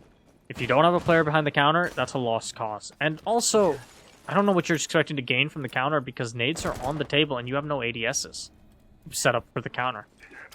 I also don't see any ADSs set up here if you wanted to bandit trick in the first place anyway, so again, a nade can be bounced off pretty easily and get that kill. Clem getting the refrag onto Shadow will keep man advantage even between the two teams, but the Thermite has now opened up everything he needs to do. I don't like the Thermite being the one to challenge Clem here, and there we go. Igloo nice cross, going for the cross at just the right time. I was very worried that for once they wouldn't pinch, but this time they're actually pinching properly, and Igloo goes for the peek at the proper time, but Sigrid solo entering onto this bandit wins? But it was unnecessary. He could have waited for Adzi to push in a bit more from the actual bakery door wall first, so that then they have a pinch on the bandit, and it doesn't matter if he kills Sigrid. I think that was their plan in the first place, and it was just a matter of tightening up the timing a little bit. So it's going to be on Justin now, and he's going to get a first pick onto Adzi, but this is a round that should be unwinnable for the Mozzie, as his crosses are being held. And yeah, if you're going for the bandit trick, this ADS right here feels pretty useless to me, because it can, and yeah, that's shut down from Sigurd of Justin in a difficult position. But the big reason I bring it up, it's designed to stop one of two things: either projectiles like smokes or frags being thrown in from that double door we just saw, or being thrown over the opened up walls at the opened up top of that like bookshelf wall on Cafe. Which, yes, while those are and can be important positions to hold, especially depending on how the attackers are attacking, if they're going for like a freezer side take. But it's very obvious that the bulk of your focus is on the bakery side door. And if you want to have Bandit try and trick that, if you want to have stuff like the Valkyrie being able to play behind the bakery, that's where you need to use your ADSs to protect those players. Because a nade being tossed in from back there actually isn't going to catch anything, because you're not playing that position. So all What it I can wanna clear is see- utility. Locate and defuse Yeah, as what I many want to bombs see in as this they next can. round is that when Razed is defending, to not be a dumbass and push the angle like Side did. I don't know. I think it might have been Ethan who got who died the second time around, but it was still a 5v2 advantage with like a minute in, which is like, of course, like it's not ideal, of course. I think it was 4v3 because Kel got an Yeah, Kelm Kelm got the music refrag Yep. on the gridlock there as well. Yeah, and that's something like in the round previous to the like 2 rounds ago, when 10 Race has seconds basically to made a insertion. comeback because Cryptic Coast guy got absolutely slapped by seconds left. Justin on the second floor. Is that like Attackers are Race is moving really to good defuse the sometimes bomb. at pushing the when they're at the disadvantage and pushing the attackers like Kelm like dead, but he got pinched right from the red stairs.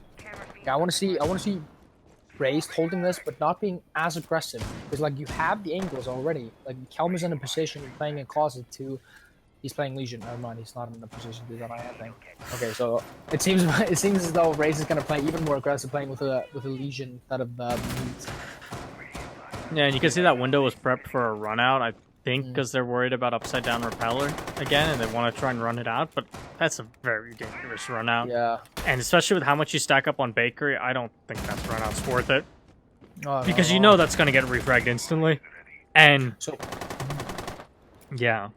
there's one thing that Race might be doing, I think, taking advantage of this as well. Can you check like the top 2 floors? Because I don't see Igloo. Where's Igloo?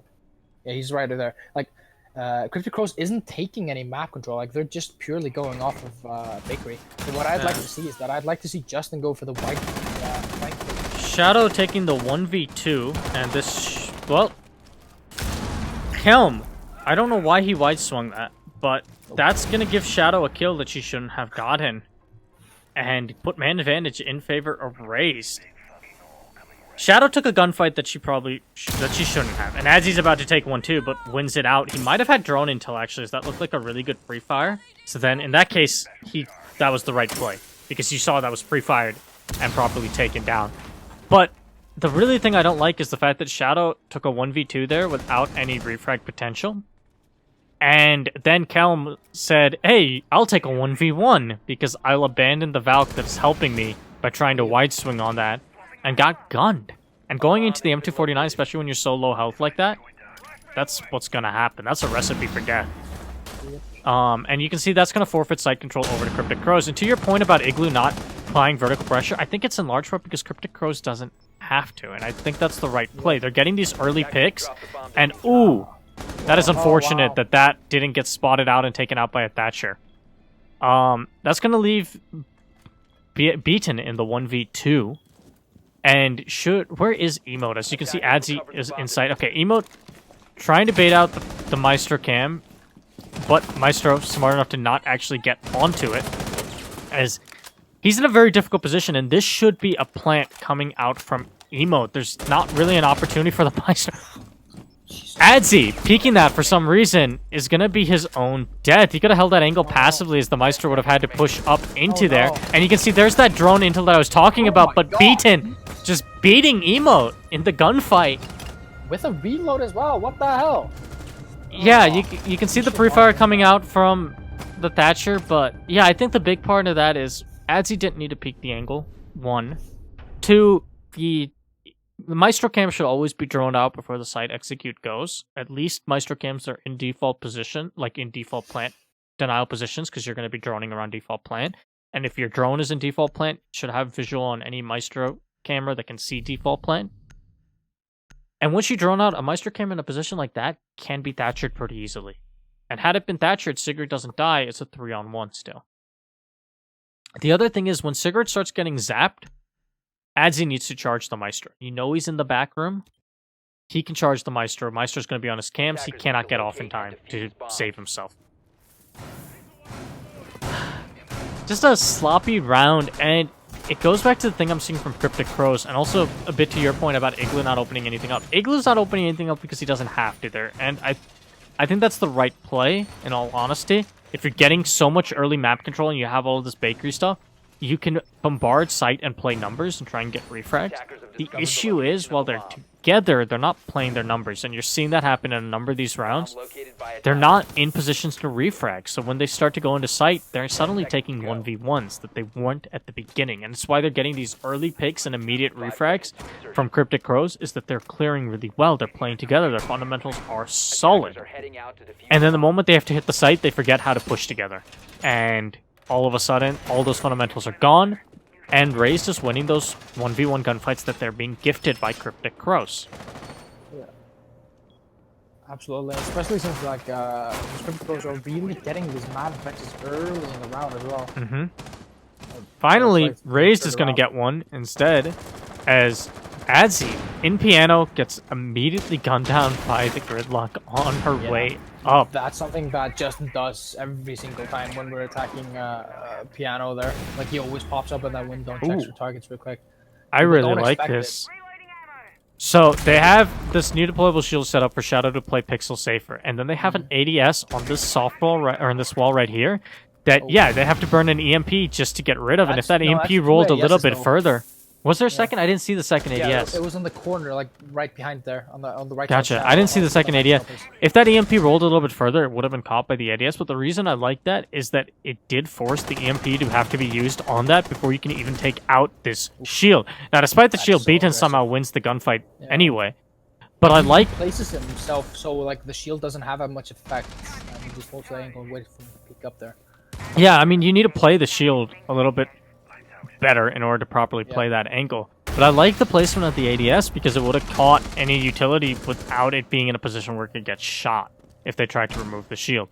Now, ultimately, Beaton shouldn't have won that gunfight, and I think that shield would actually have been really strong with something like a mute in that position as opposed to the Jaeger.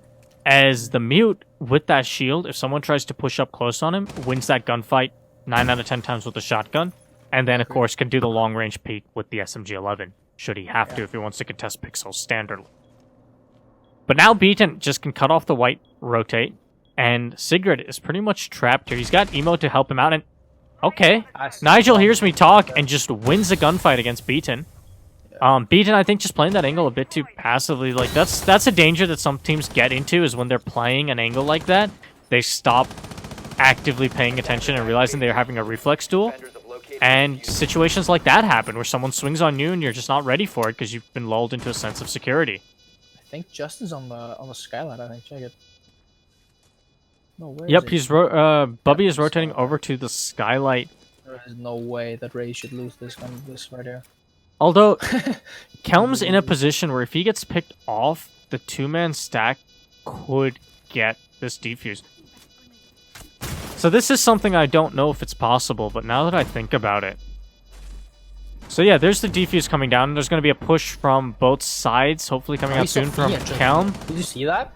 And Bubby wins the emotes, sorry, takes down Bubby. Kelm takes down, or is taken down by Emo, but it doesn't matter because time is there. Did you see that? The Sophia on the skylight though, as soon as he went for the defuse, the Sophia used the stun to get him off of it, no? No, she used an impact. That was the mistake. The stun would have worked, but she tried to impact it. She used the wrong utility, and that's why he didn't get off of the defuse. I would have actually really loved to see the stun, and that's what I was hoping they'd use. But yeah, it was... Maybe that was just they thought they wanted to use the stun. I think he used the impact like the first Then I time missed around. the second. I only saw the first one, which then, yeah, I missed that. But yeah, if that's how he's playing that, that is the right way to play that, 100%, because you'll buy more time. I haven't seen them doing it before. One thing I'm curious about there on that bar, since that bar is destructible. Yeah, it should have been. I think they should have opened it up though, just to begin with. Well, I wonder. Yeah, if they open it up, you can obviously contest it. But I wonder if you can long arm or diffuse through the soft part of the bar if you've opened it Do a up. scyther? Yeah. Yeah, like you could do that on a number of soft walls. I wonder if that bar has the same effect, which would have been really cool to see if that's possible. Yeah, but I really liked when they went in for the plant right there. Justin getting the immediate, like Justin got the frag on the dude that was playing in freeze. That Sigrid right there on the Valk, and then he smoked off the double door leading up the cocktail area, and then Kelm just went for the plant. And Kelm just stuck in all the way through, even though Justin died. And that just goes to show kind of that like Razed was prepared to do that right there. The only thing that I really 10 seconds to didn't insertion. like was that like pushing the white hole. Like beating pushing the white hole really exposes their flank as soon as he dies because he was so low. Well, HP he and was they could yeah. strike him. He was trying to passively hold that, and this is where one, you need to be ready for the reflex duel. Is a huge part of that. And two, you actually have the slits of the deployable shield that you can use against them if you didn't take it down. What I would have liked is that I think Beaton should have put down a drone right by the shield to watching the hallway so someone could watch that, and then he rotates in the bathroom and holds the freezer with a cross all the way up to Copper. You see it? That would have been perfect. That would have been a done deal right there. Another thing is, I want to know where Igloo was, because during that retake, there was a large portion of that where you saw Emote just had to wait for his teammate to show up before he could even do anything. And he was able to kill the cover on the planter. Had Igloo, who was playing on White Stairs for a long time, either rotated into Pixel and killed Kelm as he rotated out, or even possibly gotten the kill onto the planter, or he could have pushed in through Freezer and killed the planter that way. Sophia takes down Shadow from the from the White Stairs window. So that's just poor awareness of the angles that the attackers have from the outside there from Shadow. But Sigurd getting the refrag onto Bubby, and I'm really annoyed at Nigel right now because he's doing well. Apparently the test server has finished installing. I didn't even know there was an update for the test server. But hey. What really? That's interesting. I just got that notification. What I find really interesting is that, like, in my opinion, Bub shouldn't be really winning that angle right there onto Shadow right there, because he has half of his body covered up with the railing right there. Yeah. I think Shadow just wasn't aware that the player had an angle, and I think that's what caused her death, because it looked like she was looking the wrong way. Igloo will take down one, but he won't be able to get the refrag. But Justin will die, and Kelm is still down, so it is a 2-on-1. Adzy's very low health, but Beaton... Wow, so weird. That was there's a complete lack of droning on that behalf. Well, there. Beaton gets emote, and it's suddenly a 1v1 between Adzy and Beaton. The mute pushing into Pixel. And he's going to do a little bit of damage to the Thatcher, giving away his position. You can see now the pickup is coming. Come on, Adzy, Nitroid. Adzy. Oh! What? What? What? Oh my god, Beaton. What the fuck? Oh, he just went off of it. Yeah. Oh. I think the Nitrocell had been used earlier, which is why he couldn't see for it. Yeah, wow. I think this match, despite it being very one-sided towards Razed on this last map, rounds itself. Yeah, the rounds, most of them felt like they should have gone Cryptic's way, especially on those attacks. And it was that they dropped their fundamentals and Razed were better gunners. And that's something that both teams should go back to the drawing board of and look at. For Cryptic Crows, how can we tighten up the fundamentals? How can we make sure that in the late round execute, we're still playing just as well as we are at the beginning, pushing together, doing stuff like that. And for Razed, how do we not give away these early picks? Because you shouldn't be winning rounds off of Justin and Beaton going ham. Absolutely. But yeah, I think that was a really good scrim from both of these teams. And I think there's definite stuff can work on. Yeah. But yeah, it was a pleasure casting with you. Absolutely, dude. And yeah, we have our work cut out for both of these teams. Absolutely. All right. I'm going to cut the VOD and upload this, and I'll send you the link, of course, when it is done. Cool. But yeah, adios.